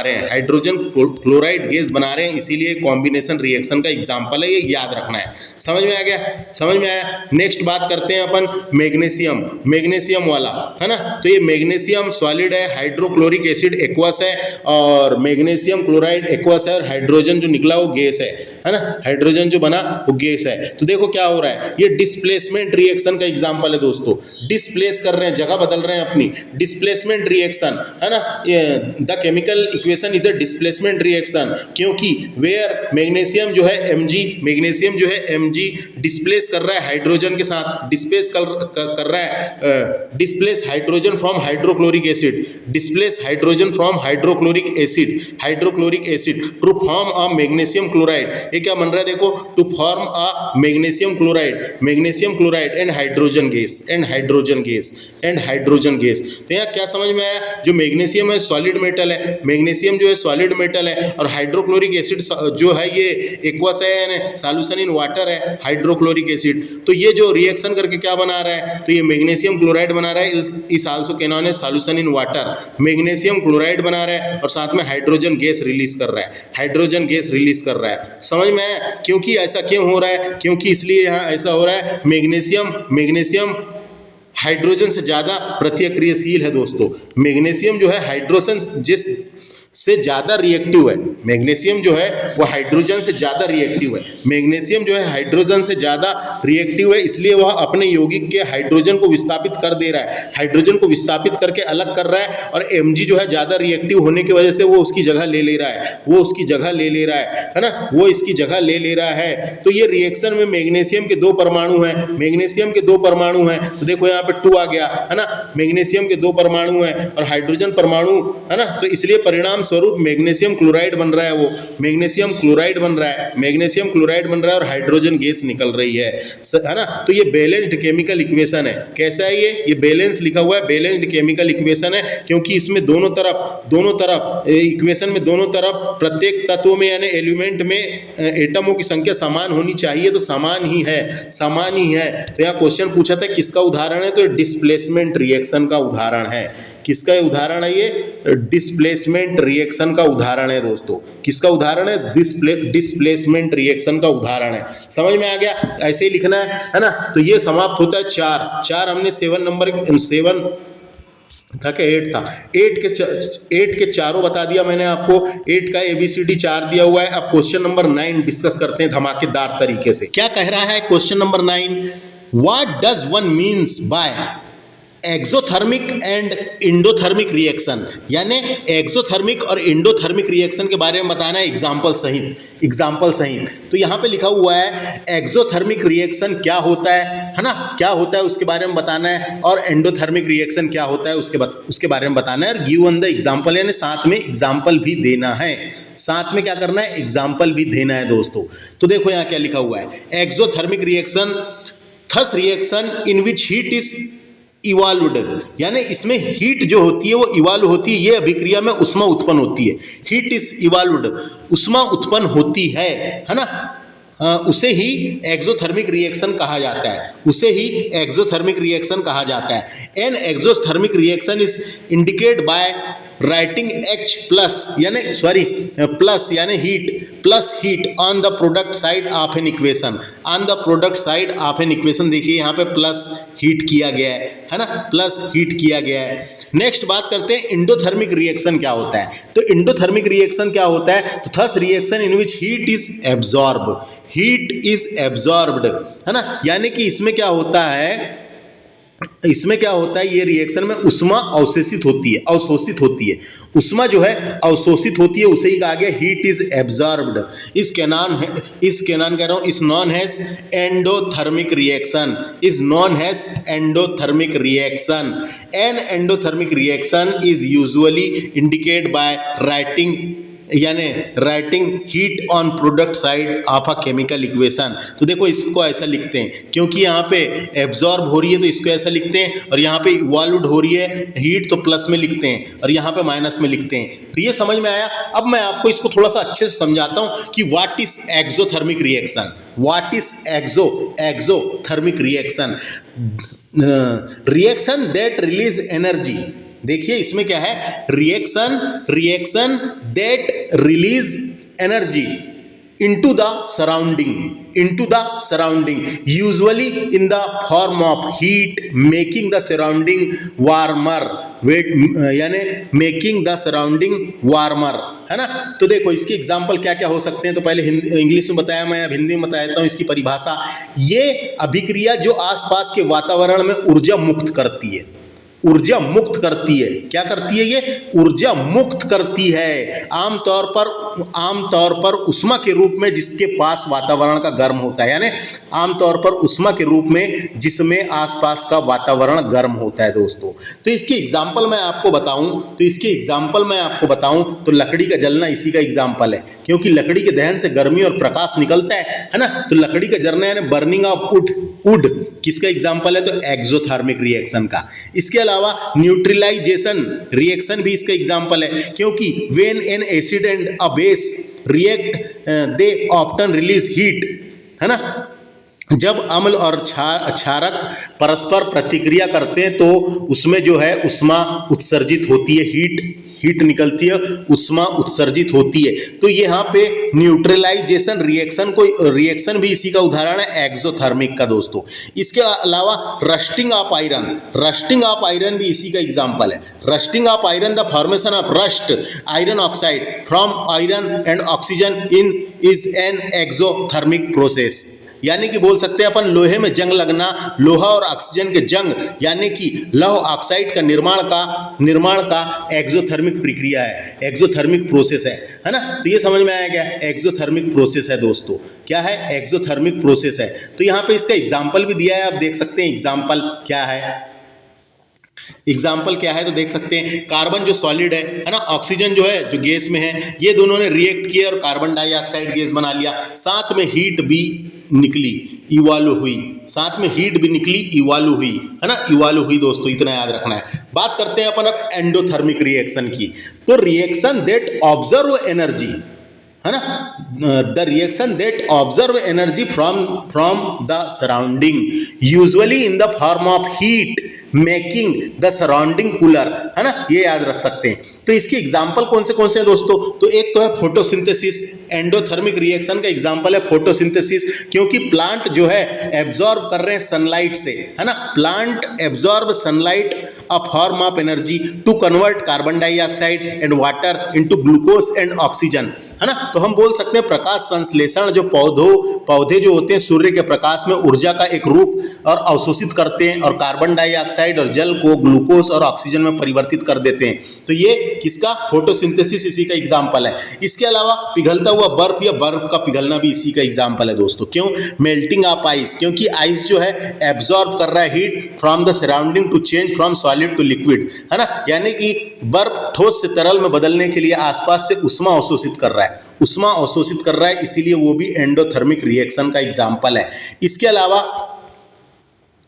अलावा एक और एग्जाम्पल है इसका कैल्शियम कार्बोनेट का, यानी डिकम्पोजिशन ऑफ कैल्शियम कार्बोनेट, ये भी इसी का एग्जाम्पल है दोस्तों। क्योंकि हीट करेंगे हम, है ना, कैल्शियम कार्बोनेट को अगर हीट करेंगे, heating the calcium carbonate to break down, यानी टूट जाएगा कैल्शियम ऑक्साइड में और कार्बन डाइऑक्साइड में, इज एन एंडोथर्मिक प्रोसेस। यानी कि मैंने क्या बोला, कैल्शियम कार्बोनेट को गर्म करने से कैल्शियम ऑक्साइड और कार्बन डाइऑक्साइड में तोड़ना एक एंडोथर्मिक रिएक्शन है। समझ में आगे देखिए, यहाँ पे एक एग्जाम्पल देके समझाया गया है। देखिए कार्बन सॉलिड है ना, ये सल्फर है, तो ये दोनों मिलके क्या बन गई? दोस्तों, तो ये दोनों मिलके क्या बन गई? कार्बन सल्फर, है ना। तो ये लिक्विड कार्बन सल्फर मिल गया, तो ये सल्फर डाइऑक्साइड कार्बन सल्फाइड बन गया, और ये क्या है? लिक्विड है। साथ में माइनस इसमें हीट हुई, है ना। तो ये याद रख सकते हैं आप, तो इसको अगर एक लाइन में आपको याद रखना है तो ऐसे याद रख सकते हैं, exothermic reaction are heat releasing. ये क्या करता है? हीट जो है रिलीज करता है, RELEASING, रिलीजिंग। दूसरा जो है endothermic reaction are heat absorbed, ये एब्जॉर्बिंग, ऐसा करके याद रख सकते हैं दोस्तों, समझ में है? ऐसा करके याद रख सकते हैं। तो ये क्वेश्चन समझ में आया कि ये याद रखना है, ये याद रखना है। नेक्स्ट बात करते हैं अपन, नेक्स्ट क्वेश्चन क्या बोल रहा है धमाकेदार तरीके से, है ना। देखिए, why is respiration considered N exothermic reaction, explain कीजिए। यानी जो हम सांस लेते हैं, श्वसन को एक्सोथर्मिक रिएक्शन क्यों माना जाता है, व्याख्या कीजिए बोल रहा है ना। जो श्वसन हम सांस लेते हैं उसको एक्सोथर्मिक रिएक्शन क्यों माना जाता है, उसके बारे में अपने को लिखना है। तो सुनिए, respiration is considered has an exothermic reaction. यानी कि श्वसन जो है एक्सोथर्मिक रिएक्शन है, इसलिए माना जाता है क्योंकि श्वसन में ग्लूकोज का ऑक्सीकरण होता है। यानी श्वसन में, सांस लेने में, रेस्पिरेशन में ऑक्सीडेशन ऑफ ग्लूकोज, यानी कि ग्लूकोज का ऑक्सीकरण होता है, यानी ऑक्सीडेशन ऑफ ग्लूकोज, है ना, होता है, जिससे बड़ी मात्रा में उष्मा ऊर्जा उत्पन्न होती है। Take place which produce large amount of heat, ये है दोस्तों, इसलिए माना गया है ना। तो हम हिंदी में आपको बताओ तो श्वसन को उष्मा क्षेपी प्रतिक्रिया माना जाता है, क्योंकि यह ऊर्जा जारी करता है, विशेष रूप से गर्मी और एटीपी के रूप में, यानी एडेनोसिस ट्राइफॉस्फेट के रूप में। जब इस प्रक्रिया के दौरान कोशिकाएं श्वसन करती हैं, कोशिकी श्वसन होता है, कोशिका जो होती है हमारी श्वसन करती है ना, जिससे ऑक्सीजन द्वारा ग्लूकोज का ऑक्सीकरण हो जाता है। क्या होता है, ग्लूकोज का ऑक्सीकरण हो जाता है, और जिससे कार्बन डाइऑक्साइड, पानी और ऊर्जा का उत्पादन होता है। पानी और ऊर्जा का उत्पादन होता है, जैसे कि जारी, जो फिर ऊर्जा का उत्पादन हो रहा है, और वही ऊर्जा हमारे कोशिकाओं के कार्यों के लिए और शरीर के तापमान को बनाए रखने में मदद करती है। वही एनर्जी की वजह से हम जिंदा हैं, वही एनर्जी को ही हमने बोले जान, है ना, कि जान है करके। तो समझ में आया, जो ऊर्जा उत्पन्न हो रही है वही कोशिकाओं के कार्यों करने के लिए और शरीर के तापमान को बनाए रखने के लिए काम आती है दोस्तों। इसका इक्वेशन भी याद रखना है, अगर एग्जाम में क्वेश्चन आता है तो ये डेफिनेशन तो लिखना ही लिखना है, साथ में ये भी याद रखना है केमिकल इक्वेशन। क्यों लिखना है, क्योंकि ये पूछा जाते रहता है। तो देखिए यहाँ पे क्या है, C6H12O6, ये एक्वस है, O6 एक्वस है, यानी कि एक्वस है, यानी क्या है, ये ग्लूकोज है। उसके अलावा 6O2, ये बैलेंस्ड केमिकल इक्वेशन है दोस्तों, ये ऑक्सीजन है ना। इसके अलावा ये रिएक्शनों के क्या बना, 6CO2, यानी कि ये गैस है, CO2 यानी कार्बन डाइऑक्साइड बनाया, साथ में इसने क्या बनाया, 6H2O लिक्विड के रूप में इसने जल बनाया, और साथ में एनर्जी रिलीज किया। यही एनर्जी हमारे जिंदा रहने में काम आती है, यही एनर्जी हमको जिंदा रखती है दोस्तों। तो समझ में आया, ये इक्वेशन को साथ में लिखना है, याद रखना है। नेक्स्ट क्वेश्चन डिस्कस करेंगे। क्वेश्चन क्या है, क्वेश्चन कह रहा है Why are decomposition reaction called the opposite of combination reaction? Write equation of this reaction। यानी क्वेश्चन का कहने का मतलब ये है कि why does decomposition reaction called opposite of combination reaction? Decomposition reaction combination reaction से क्यों अपोजिट है, उसके विपरीत है, अपोजिट है, वो बताना है। तो सुनिए यहाँ पे क्या है इसका आंसर।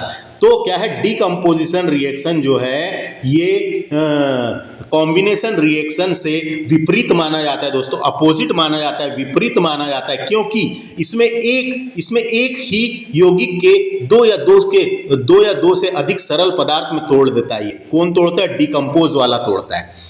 एक ही यौगिक के, देखो यहाँ पे एक ही यौगिक है ना, एक ही यौगिक के दो या दो से अधिक पदार्थ में उसको तोड़ देता है। तो इसकी डेफिनेशन क्या हो जाएगी, in decomposition reaction a single compound break down the produce two or more simple substance, यानी सिंपलर सब्सटेंस, है ना।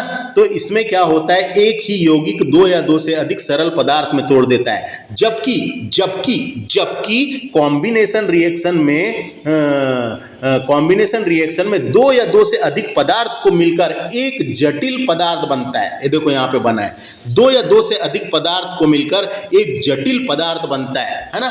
जटिल पदार्थ बनता है यानी अपोजिट है ना, जटिल पदार्थ बनता है। देखिए इसकी स्पेलिंग यानी definition, in a combination reaction two or more substance simplify combine to form a new substance. वही तो मैंने बताया, है ना, कि इसमें क्या होता है, दो या दो से अधिक पदार्थ को मिलकर एक अधिक जटिल पदार्थ बनता है, इसीलिए इसको विपरीत माना गया है, इसीलिए इसको विपरीत माना गया है। तो देखिए यहाँ इसका एक एग्जाम्पल दिया हुआ है, तो इसको समझ लेते हैं पहले क्या बोल रहा है ये। इसका एग्जाम्पल देखिए, ZnCO3 यानी जिंक ऑक्साइड है ये, है ना, यानी ZnCO3 यानी जिंक कार्बोनेट है दोस्तों। ये क्या है, जिंक कार्बोनेट है, जिंक कार्बोनेट है, जिंक कार्बोनेट है। तो ये टूट के क्या बन जाता है रिएक्शन के बाद, ये बन जाता है ZnO यानी जिंक ऑक्साइड, ZnO यानी जिंक ऑक्साइड, साथ में CO2 यानी कार्बन डाइऑक्साइड को डिकम्पोज कर देता है, कार्बन डाइऑक्साइड को डिकम्पोज कर देता है ना। ये डिकम्पोजिशन रिएक्शन ऐसा है जिसमें दो या दो से अधिक सरल पदार्थों से डिकम्पोज हो जाता है, दो या दो के अधिक पदार्थों में डिकम्पोज हो जाता है, इसीलिए इसको ऐसा कहा गया है। दूसरी ओर अगर हम देखें इधर साइड में इसका एग्जाम्पल अगर हम देखें तो देखिए क्या है इसका एग्जाम्पल। इसका एग्जाम्पल अगर हम देखें तो इसको क्या बोलते हैं, कॉम्बिनेशन रिएक्शन, सामान्य है ना, कॉम्बिनेशन रिएक्शन। तो देखिए यहाँ पे क्या हो रहा है, CaO जो सॉलिड है, क्या है ये, कैल्शियम ऑक्साइड है ना, कैल्शियम ऑक्साइड प्लस H2O यानी जल है ना, के बीच में अभिक्रिया हो रही है यानी रिएक्शन हो रहा है। ये दोनों रिएक्ट करके एक जटिल पदार्थ बना रहे हैं जिसका नाम क्या है, कैल्शियम हाइड्रोक्साइड, कैल्शियम हाइड्रोक्साइड जो एक्वस है दोस्तों, कैल्शियम हाइड्रोक्साइड जो एक्वस है। तो समझ में आया दोनों को विपरीत क्यों माना गया है। तो इस प्रकार का एग्जाम में आपको लिख के आना है, फुल मार्क मिलेंगे। इसके अलावा यहाँ पे डिकम्पोजिशन रिएक्शन का एक और एग्जाम्पल मेरे को याद आ गया, CaCO3, CaCO3 ये सॉलिड है, अगर ये इसका डिकम्पोज होता है तो क्या बन जाएगा, CaO जो सॉलिड हो जाएगा प्लस CO2 जो गैस हो जाएगा। ये भी इसका एक एग्जाम्पल याद आया मेरे को। यानी कहने का मतलब है कैल्शियम कार्बोनेट को गर्म करने पर, है ना, गर्म करने पर कैल्शियम ऑक्साइड बन जाता है जो सॉलिड के रूप में, और कार्बन डाइऑक्साइड का डिकम्पोज हो जाता है। तो ये समझ में आया, ये भी एग्जांपल किसका, डिकम्पोजिशन रिएक्शन का। नेक्स्ट क्वेश्चन डिस्कस करते हैं धमाकेदार तरीके से। देखिए क्या बोला है, right one equation each of decomposition reaction in which energy is supplied from a heat के रूप में, लाइट के रूप में और इलेक्ट्रिसिटी के रूप में। तो इलेक्ट्रिसिटी के रूप में, तो सबसे पहले तो अपने को ये पता होना कि डीकम्पोजिशन रिएक्शन क्या होता है। Decomposition reaction require energy to break down a compound into similar substance. This energy can be supplied in the form of heat, light, electricity. Here are example of decomposition reaction. तो example अपने को लिखना है, तो देखो मैं बता रहा हूँ कौन से एग्जाम्पल है। सबसे पहले डीकम्पोजिशन ऑफ हीट, है ना, डीकम्पोजिशन ऑफ हीट, इसे थर्मल डीकम्पोजिशन भी कहेंगे। इसको क्या कहेंगे, थर्मल डीकम्पोजिशन भी कहेंगे, क्योंकि हीट जा रही है इसमें। तो इसका इक्वेशन देखिए, CaCO3 है ना, तो CaCO3 का मतलब है calcium carbonate. Calcium carbonate decompose होके क्या बना रहा है, रिएक्शन करके हीट डालने पर वो कैल्शियम ऑक्साइड जो सॉलिड के रूप में और कार्बन डाइऑक्साइड गैस के रूप में बना रहा है। वेन हीट भी हो रही है साथ में, छू के देखेंगे तो अपन गर्म लगेगा, साथ में हीट भी रिलीज हो रही है, यानी हीटेड, है ना, साथ में गर्म भी हो रहा है, हीटेड भी हो रहा है। तो ये पहला एग्जांपल समझ में आया, क्या। दूसरा एग्जांपल है डीकम्पोजिशन ड्यू टू लाइट, है ना, लाइट है कहा है, इसलिए इसको क्या बोलेंगे,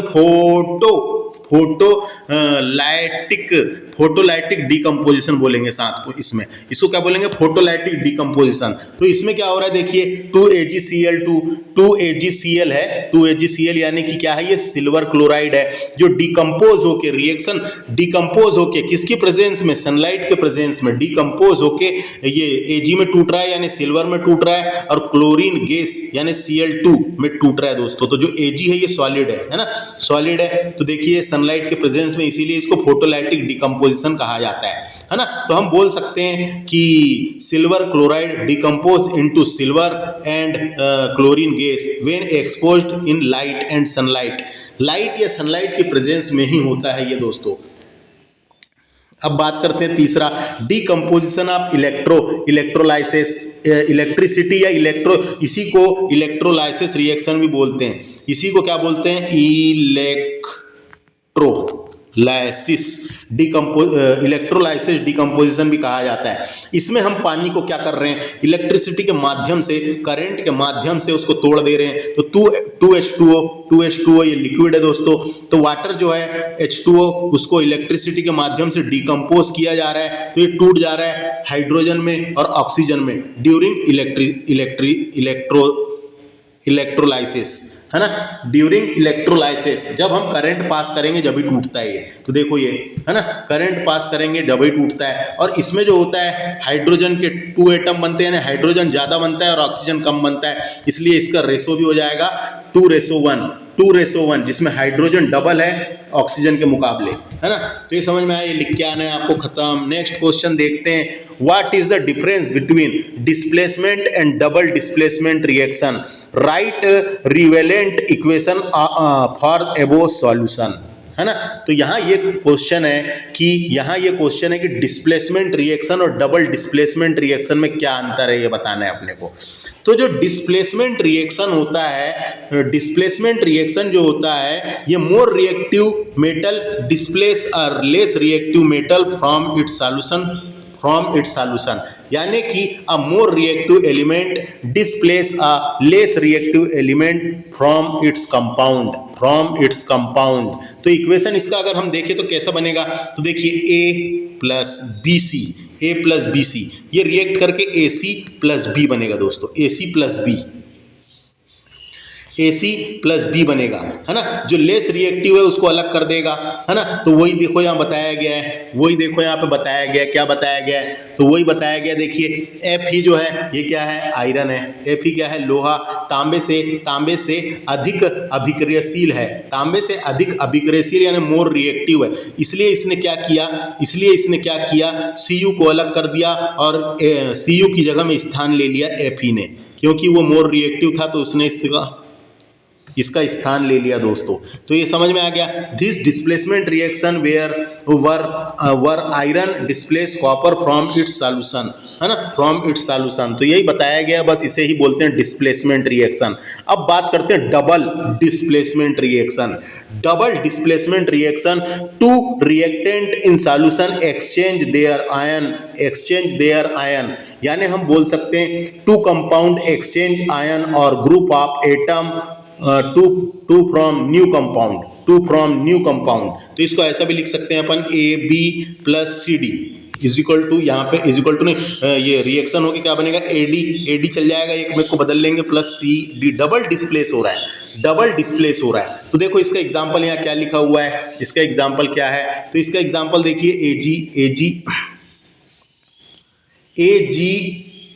AgNO3 यानी कि सिल्वर नाइट्रेट, साथ में क्या है NaCl यानी कि सोडियम क्लोराइड, ये दोनों रिएक्ट करके क्या बना रहे हैं, AgCl बना रहे हैं। तो AgCl यानी सिल्वर क्लोराइड प्लस साथ में क्या है सोडियम नाइट्रेट बन रहा है। तो ये आपस में जगह बदल रहे हैं दोस्तों, डबल डिस्प्लेसमेंट हो रहा है। क्या हो रहा है, डबल डिस्प्लेसमेंट हो रहा है ना। यानी कि ये यौगिक आयन या परमाणुओं के समूह का आदान प्रदान करके नए यौगिक बनाते हैं, इसीलिए उसको बोलते हैं डबल डिस्प्लेसमेंट रिएक्शन। एक और चीज याद रखना है, जो डिस्प्लेसमेंट रिएक्शन है ना, उसका एक और नाम है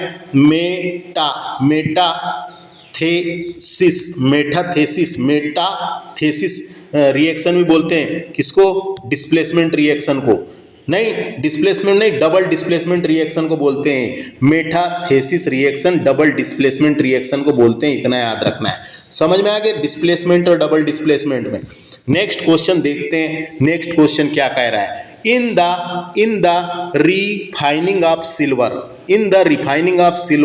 the recovery of silver from silver nitrate solution evolved displayed by copper metal. Write down the reaction evolved. Write down the equation evolved. इसका हिंदी में मतलब है चांदी के शोधक में सिल्वर नाइट्रेट विलय से चांदी की प्राप्ति में तांबा धातु द्वारा विस्थापित शामिल है। तांबा धातु द्वारा विस्थापित यानी डिस्प्लेसमेंट शामिल है। संबंधित अभिक्रिया लिखिए, यानी कि write down the chemical reaction लिखना है अपने को जो इन्वॉल्व हुआ है उस पे। तो देखिए क्या है ये देखो यही वाला आंसर इसका सही है दोस्तों। तो इसमें क्या है, कॉपर धातु का उपयोग करके सिल्वर नाइट्रेट विलयन से सिल्वर के शोधक में होने वाली अभिक्रिया विस्थापन अभिक्रिया कहलाती है, यानी कौन सा है, डिस्प्लेसमेंट रिएक्शन है। ये कौन सा डिस्प्लेसमेंट रिएक्शन है, ये डिस्प्लेसमेंट रिएक्शन है ना। तो सिल्वर से अधिक अभिक्रियाशील होने के कारण, सिल्वर से अधिक अभिक्रियाशील होने के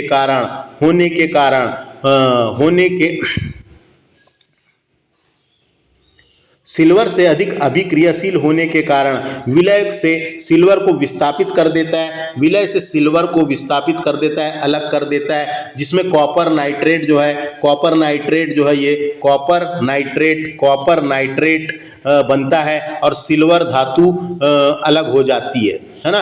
ये इसका यानी बैलेंस्ड केमिकल इक्वेशन लिखा हुआ है ये, तो ये देख सकते हैं आप, बैलेंस्ड है। तो इसमें आपको बता दूं रिएक्टेंट इधर साइड है, रिएक्टेंट जो है ये Cu जो है तांबा धातु सॉलिड है दोस्तों। इसके अलावा AgNO3 जो है ये जली है, एक्वस है ना। और ये सिल्वर नाइट्रेट के 2 अणु हैं, इसमें सिल्वर नाइट्रेट के 2 अणु हैं। अब रिएक्शन हुआ तो रिएक्शन होने के बाद जली विलयन में कॉपर नाइट्रेट बना है ना, जो तब बनता है जब तांबा चांदी से विस्थापित कर देता है, तांबा चांदी को विस्थापित कर देता है, अलग कर देता है, क्योंकि वो मोर रिएक्टिव है ना। उसके बाद ये अलग चल जाता है और ये चांदी धातु के 2 परमाणु जो ठोस के रूप में विलयन से बाहर हो जाते हैं, सॉलिड के रूप में बाहर हो जाते हैं दोस्तों। तो इसको लिखना है, ऐसे ही क्वेश्चन डायरेक्ट आता है। और ये जो है रिडॉक्स रिएक्शन का एग्जाम्पल है, ये भी पता होना आपको। This reaction is redox reaction क्यों, क्योंकि इस इक्वेशन में copper is oxidised, copper oxidised हो रहा है, याद रखना है। कॉपर इज ऑक्सीडाइज्ड यानी लूज इलेक्ट्रॉन खो रहा है ना, copper is oxidised and silver is reduced, silver is reduced, copper is oxidised, oxidation या ऑक्सीडाइज्ड बोल सकते हैं, ऑक्सीडाइज्ड है ना, और Ag इज रिड्यूस्ड है ना, इसलिए इसको बोलेंगे अपन रिडॉक्स रिएक्शन भी है साथों साथ। नेक्स्ट क्वेश्चन डिस्कस करते हैं 15 नंबर का, क्या कहा गया है। What do you mean by precipitation reaction? Explain and giving example. तो प्रिसिपिटेशन रिएक्शन क्या होता है दोस्तों, उसके बारे में यहाँ लिखना है। तो देखिए यहाँ लिखा हुआ है, a reaction in which N insoluble solid, है ना, यानी कि क्या है, वह अभिक्रिया जिसमें insoluble solid precipitate formed that separate from the solution is called precipitation reaction. जैसे एग्जाम्पल में हम देखें तो सॉल्यूशन में आयरन क्लोराइड मिला हुआ है, iron chloride and ammonium hydroxide are mixed, brown precipitate of iron hydroxide is formed दोस्तों, हाइड्रोक्साइड इज फॉर्म्ड। तो देखो अपन बोल सकते हैं प्रिसिपिटेशन रिएक्शन क्या होता है, तो ये रिएक्शन ऐसा होता है जिसमें 2 अघुलनशील अभिकारक यानी रिएक्टेंट, 2 अघुलनशील यानी घुलनशील, जिसमें 2 घुलनशील अभिकारक यानी रिएक्टेंट एक विलय में मिलने पर एक ठोस पदार्थ बनाते हैं यानी सॉलिड बनाते हैं दोस्तों।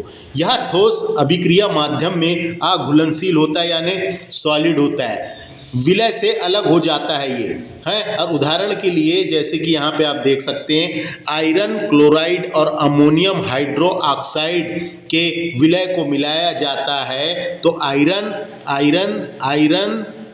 आयरन हाइड्रोक्साइड का एक भूरे कलर का यानी कि ब्राउन प्रिसिपिटेट बनता है, भूरे कलर का यानी कि ब्राउन प्रिसिपिटेट बनता है दोस्तों। साथ ही अमोनियम क्लोराइड भी एक्वस रहता है ना, ये एक्वस रहता है, जलीय रहता है, अमोनियम क्लोराइड जलीय रहता है। समझ में आ गया, बस इतना ही लिखना था इसके बारे में।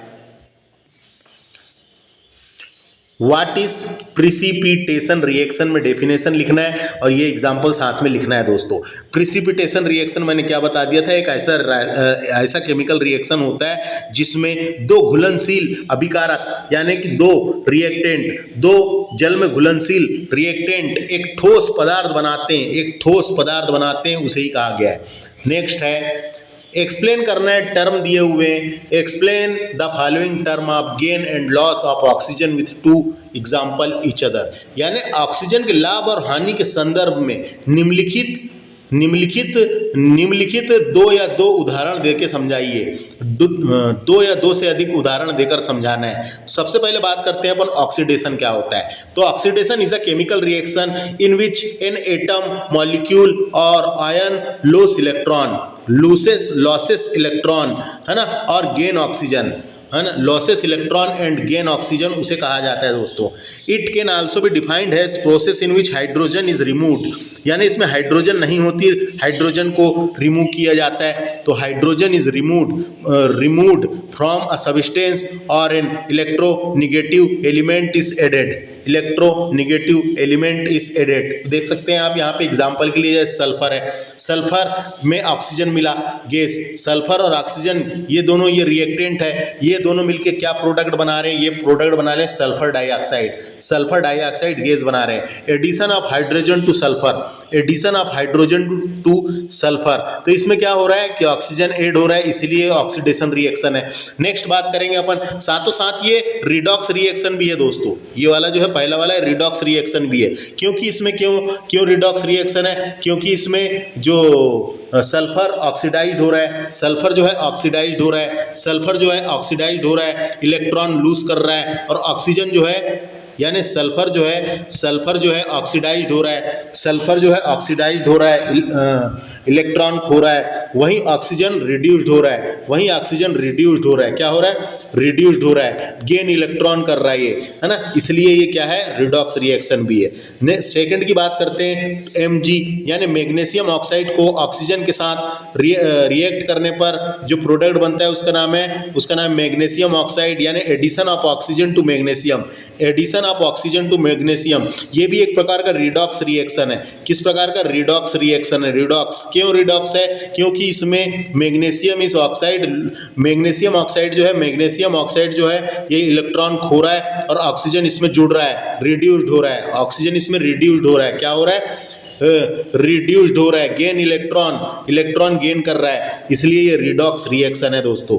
इसके बाद नेक्स्ट बात करते हैं रिडक्शन क्या होता है। तो व्हाट इज रिडक्शन, तो the process of removing oxygen from a substance, the process of removing oxygen from a substance is also defined as addition of hydrogen इसमें ऐड होता है, एडिशन ऑफ हाइड्रोजन, और the gain of electron to substance, है ना, substance. तो यही है बस इसके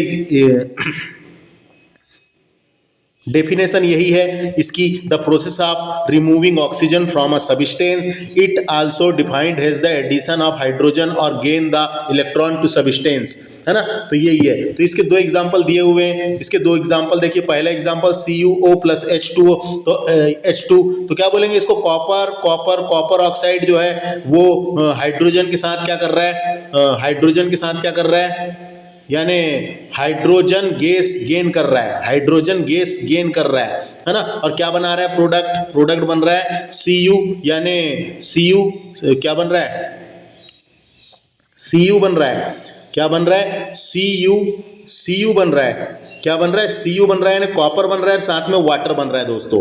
तो इसमें हम बोल सकते हैं कि इसमें क्या है कि CuO जो है ये ऑक्सीडाइजिंग एजेंट है ना, ऑक्सीडाइजिंग एजेंट है। और H2 जो है ये रिड्यूसिंग एजेंट है, समझ में आ गया, इतना याद रखना है बस।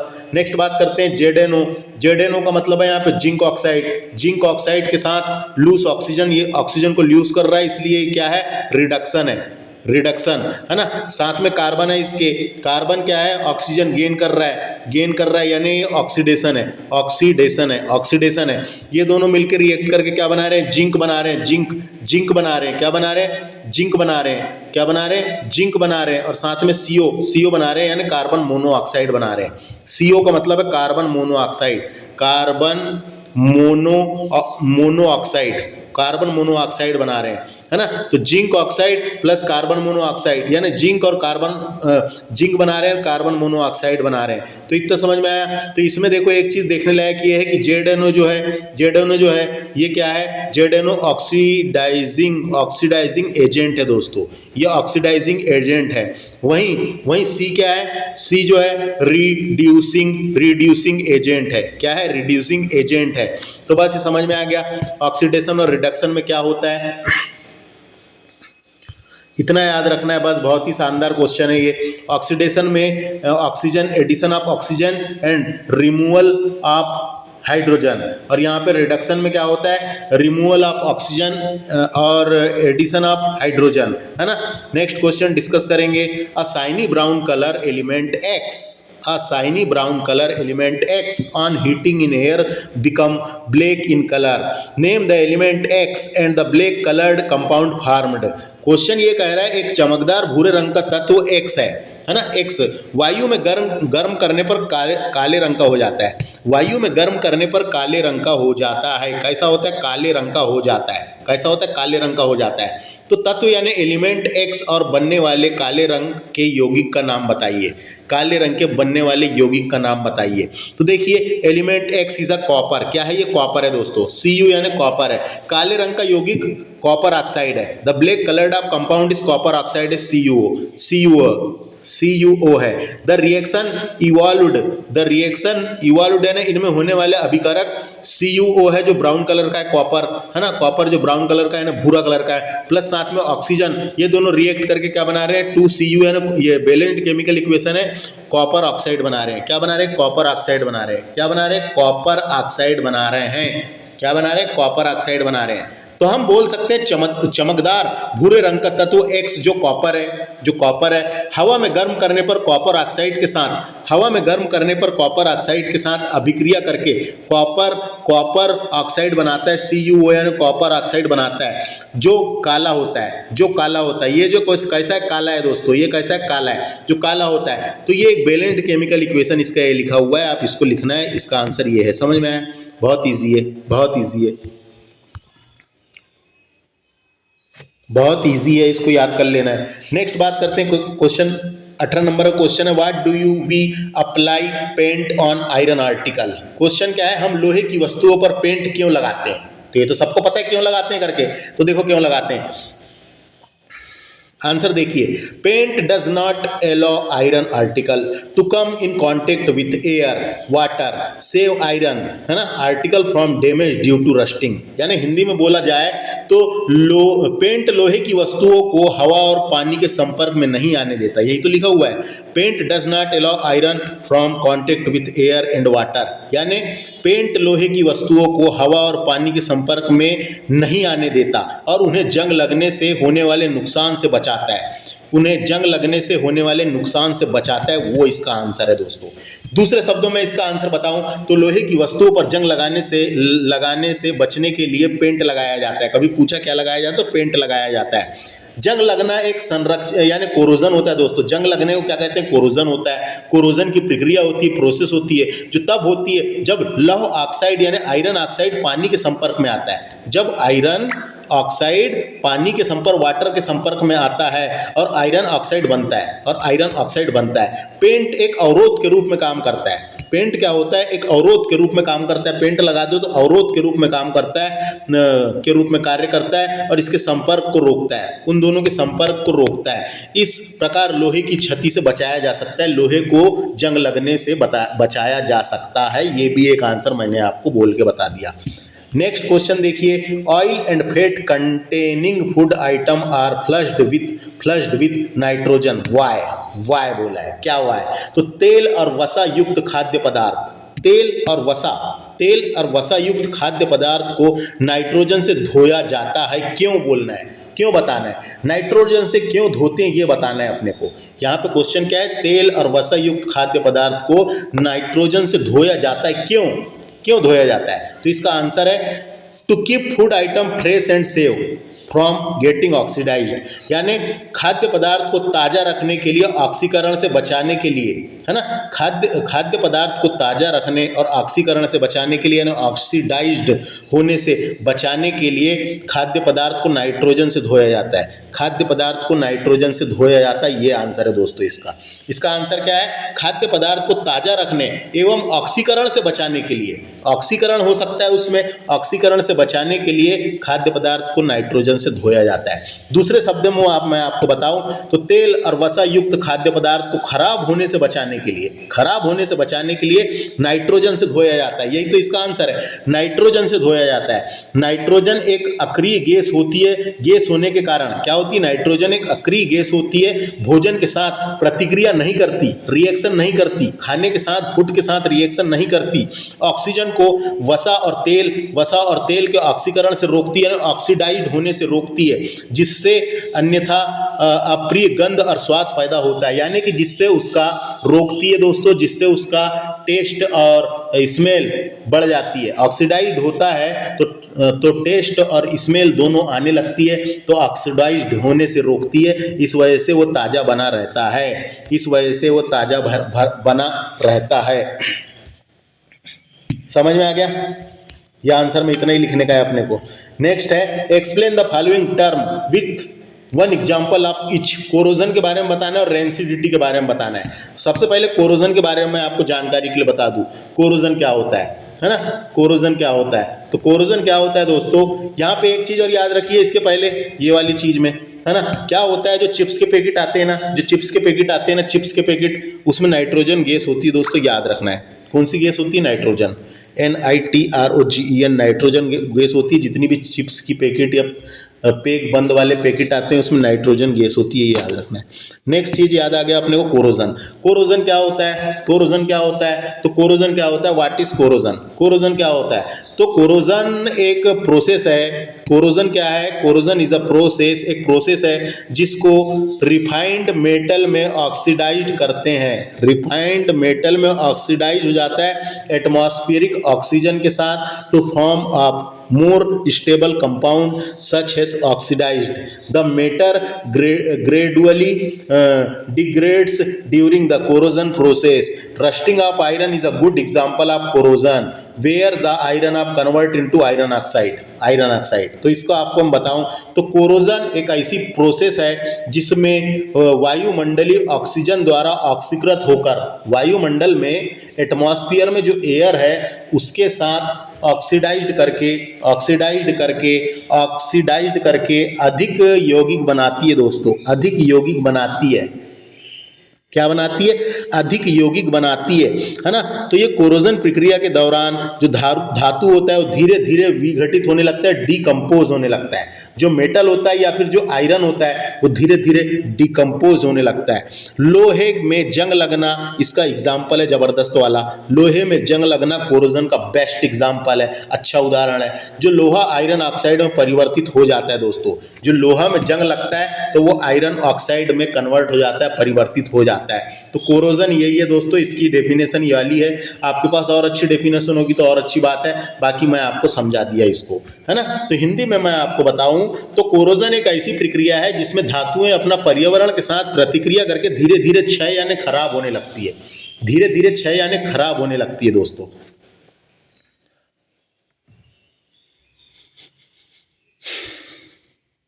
धीरे धीरे क्षय यानी खराब होने लगती है, इतना समझ में आया। तो इसके बचाने के क्या उपाय हैं? मान लो अपने को इसको बचाना है, यानी संरक्षण, यानी क्या बोलेंगे, प्रिवेंट करने के क्या तरीके हैं, कोरोजन से बचाने के क्या तरीके हैं। तो सबसे पहला तरीका दोस्तों, साथों साथ आप तरीका भी लिखेंगे तो आपको ज़्यादा नंबर मिलेंगे। सबसे पहला तरीका है अप्लाइंग पेंट, पेंट लगा दो, 1 नंबर बच जाएगा। दूसरा ग्रीस भी लगा सकते हैं आप, ग्रीस लगा के मेटल को। इसके अलावा कोटिंग इट विथ ऑयल, यानी ऑयल पोंछ सकते हैं आप, ऑयल पोंछ सकते हैं, है ना, ऑयल पोंछ सकते हैं। इसके अलावा coating with the another metal, कोई मेटल की परत भी चढ़ा सकते हैं उसके ऊपर, कोई दूसरी मेटल की परत चढ़ा सकते हैं, जैसे जिंक की परत चढ़ा सकते हैं। जिंक की परत चढ़ाने वाली प्रोसेस को ही गैल्वेनाइजेशन प्रोसेस कहा जाता है। गैल्वेनाइजेशन, GALVANITION, गैल्वेनाइजेशन प्रोसेस कर सकते हैं। गैल्वेनाइजेशन प्रोसेस एक ऐसी प्रोसेस होती है जो लोहे को जंग लगने से बचाती है दोस्तों। ये गैल्वेनाइजेशन प्रोसेस अगर आप लिखेंगे तो आपको फुल मार्क मिलेंगे, तो ये याद रखना है ना। तो क्या क्या समझ में आ गया, क्या क्या क्या करना है अपने को बचाने के लिए?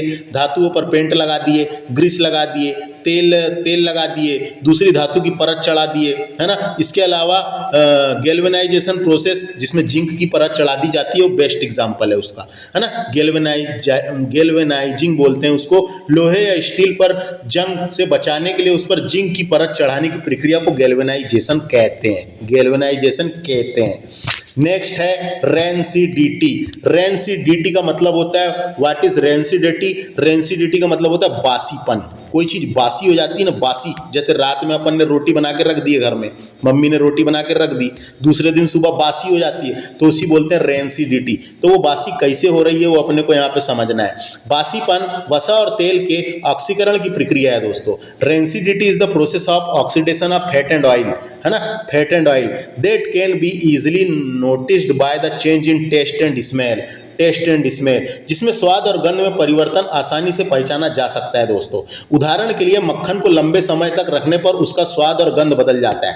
उदाहरण के लिए, एग्जाम्पल के लिए, मक्खन को, काय को, बटर को, बटर यानी मक्खन को लंबे समय तक रखने से उसका स्वाद और गंध बदल जाती है। ये रेंसिडिटी के बारे में बताया गया है। तो मैं आपको मेरी आसान भाषा में समझाऊं तो रेंसिडिटी क्या होता है? रेंसिडिटी को हिंदी में बासीपन कहते हैं।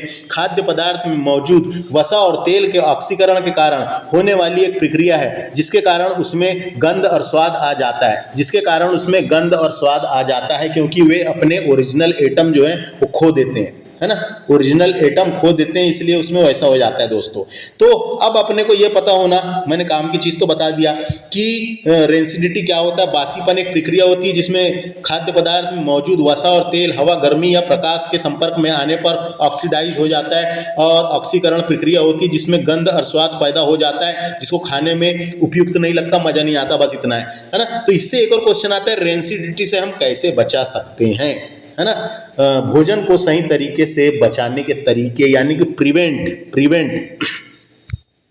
तो देखिए रेंसिडिटी से कैसे बचा सकते हैं दोस्तों, कैसे बचा सकते हैं? तो पहला तरीका देखिए, सबसे पहले एयर कंटेनर में रखकर, एयर टाइट कंटेनर में भरकर, सबसे पहला क्या कर सकते हैं, एयर टाइट कंटेनर में रखकर बचा सकते हैं उसको। एयर टाइट कंटेनर में रख दो, बच जाएगा। दूसरा है, यानी एयर टाइट कंटेनर में रख देंगे तो हवा नहीं मिलेगी उसको, तो बचेगा ना, खराब होने से जल्दी बचेगा। इसलिए तो अपन घर में रात में रोटी को डब्बे में बेहतरीन बंद करके रखना चाहिए, तो उसमें एयर नहीं मिलेगी तो ऑक्सीडाइज नहीं होएगा जल्दी वो। दूसरी चीज कैसे बचा सकते हैं? तो दूसरा बोल सकते हैं एंटीऑक्सीडेंट का उपयोग करके। दूसरी चीज एंटीऑक्सीडेंट का उपयोग करके भी बचा सकते हैं इसको। एंटीऑक्सीडेंट का उपयोग करके ही बचा सकते हैं। एंटीऑक्सीडेंट जैसे कि विटामिन ई, सी खाद्य पदार्थ में ऑक्सीकरण की प्रक्रिया को धीमा कर देता है दोस्तों, जिससे बासीपन को रोका जा सकता है।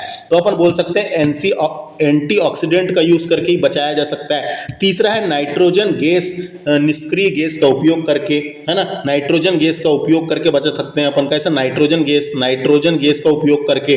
कुछ पदार्थ जैसे कि चिप्स के पैकेट होते हैं, उसमें नाइट्रोजन गैस पैक किए जाते हैं दोस्तों, नाइट्रोजन गैस भरी हुई रहती है जो उसको बचाती है ना, जो ऑक्सीजन को विस्थापित कर देती है, यानी ऑक्सीजन को बाहर निकाल के, जब कंपनियों में भरते हैं तो ऑक्सीजन को बाहर निकाल के उसमें नाइट्रोजन गैस भर दी जाती है। इसीलिए कभी भी हवा पैक वाला ही, नाइट्रोजन गैस भरा हुआ वाला ही चिप्स का पैकेट खरीदे, जिसमें भरा हुआ नहीं है, फूला नहीं लगता वाला पैकेट नहीं लेने का है अपने को। समझ में आया क्या नहीं है? तो ऑक्सीकरण को रोकती है दोस्तों। तो ये तीसरा है भोजन को जल्दी से उपयोग करके। मान लो भोजन का जल्दी से उपयोग कर लिया अपन, तो रेंसिडिटी से बचाया जा सकता है, ये भी लिख सकते हैं आप।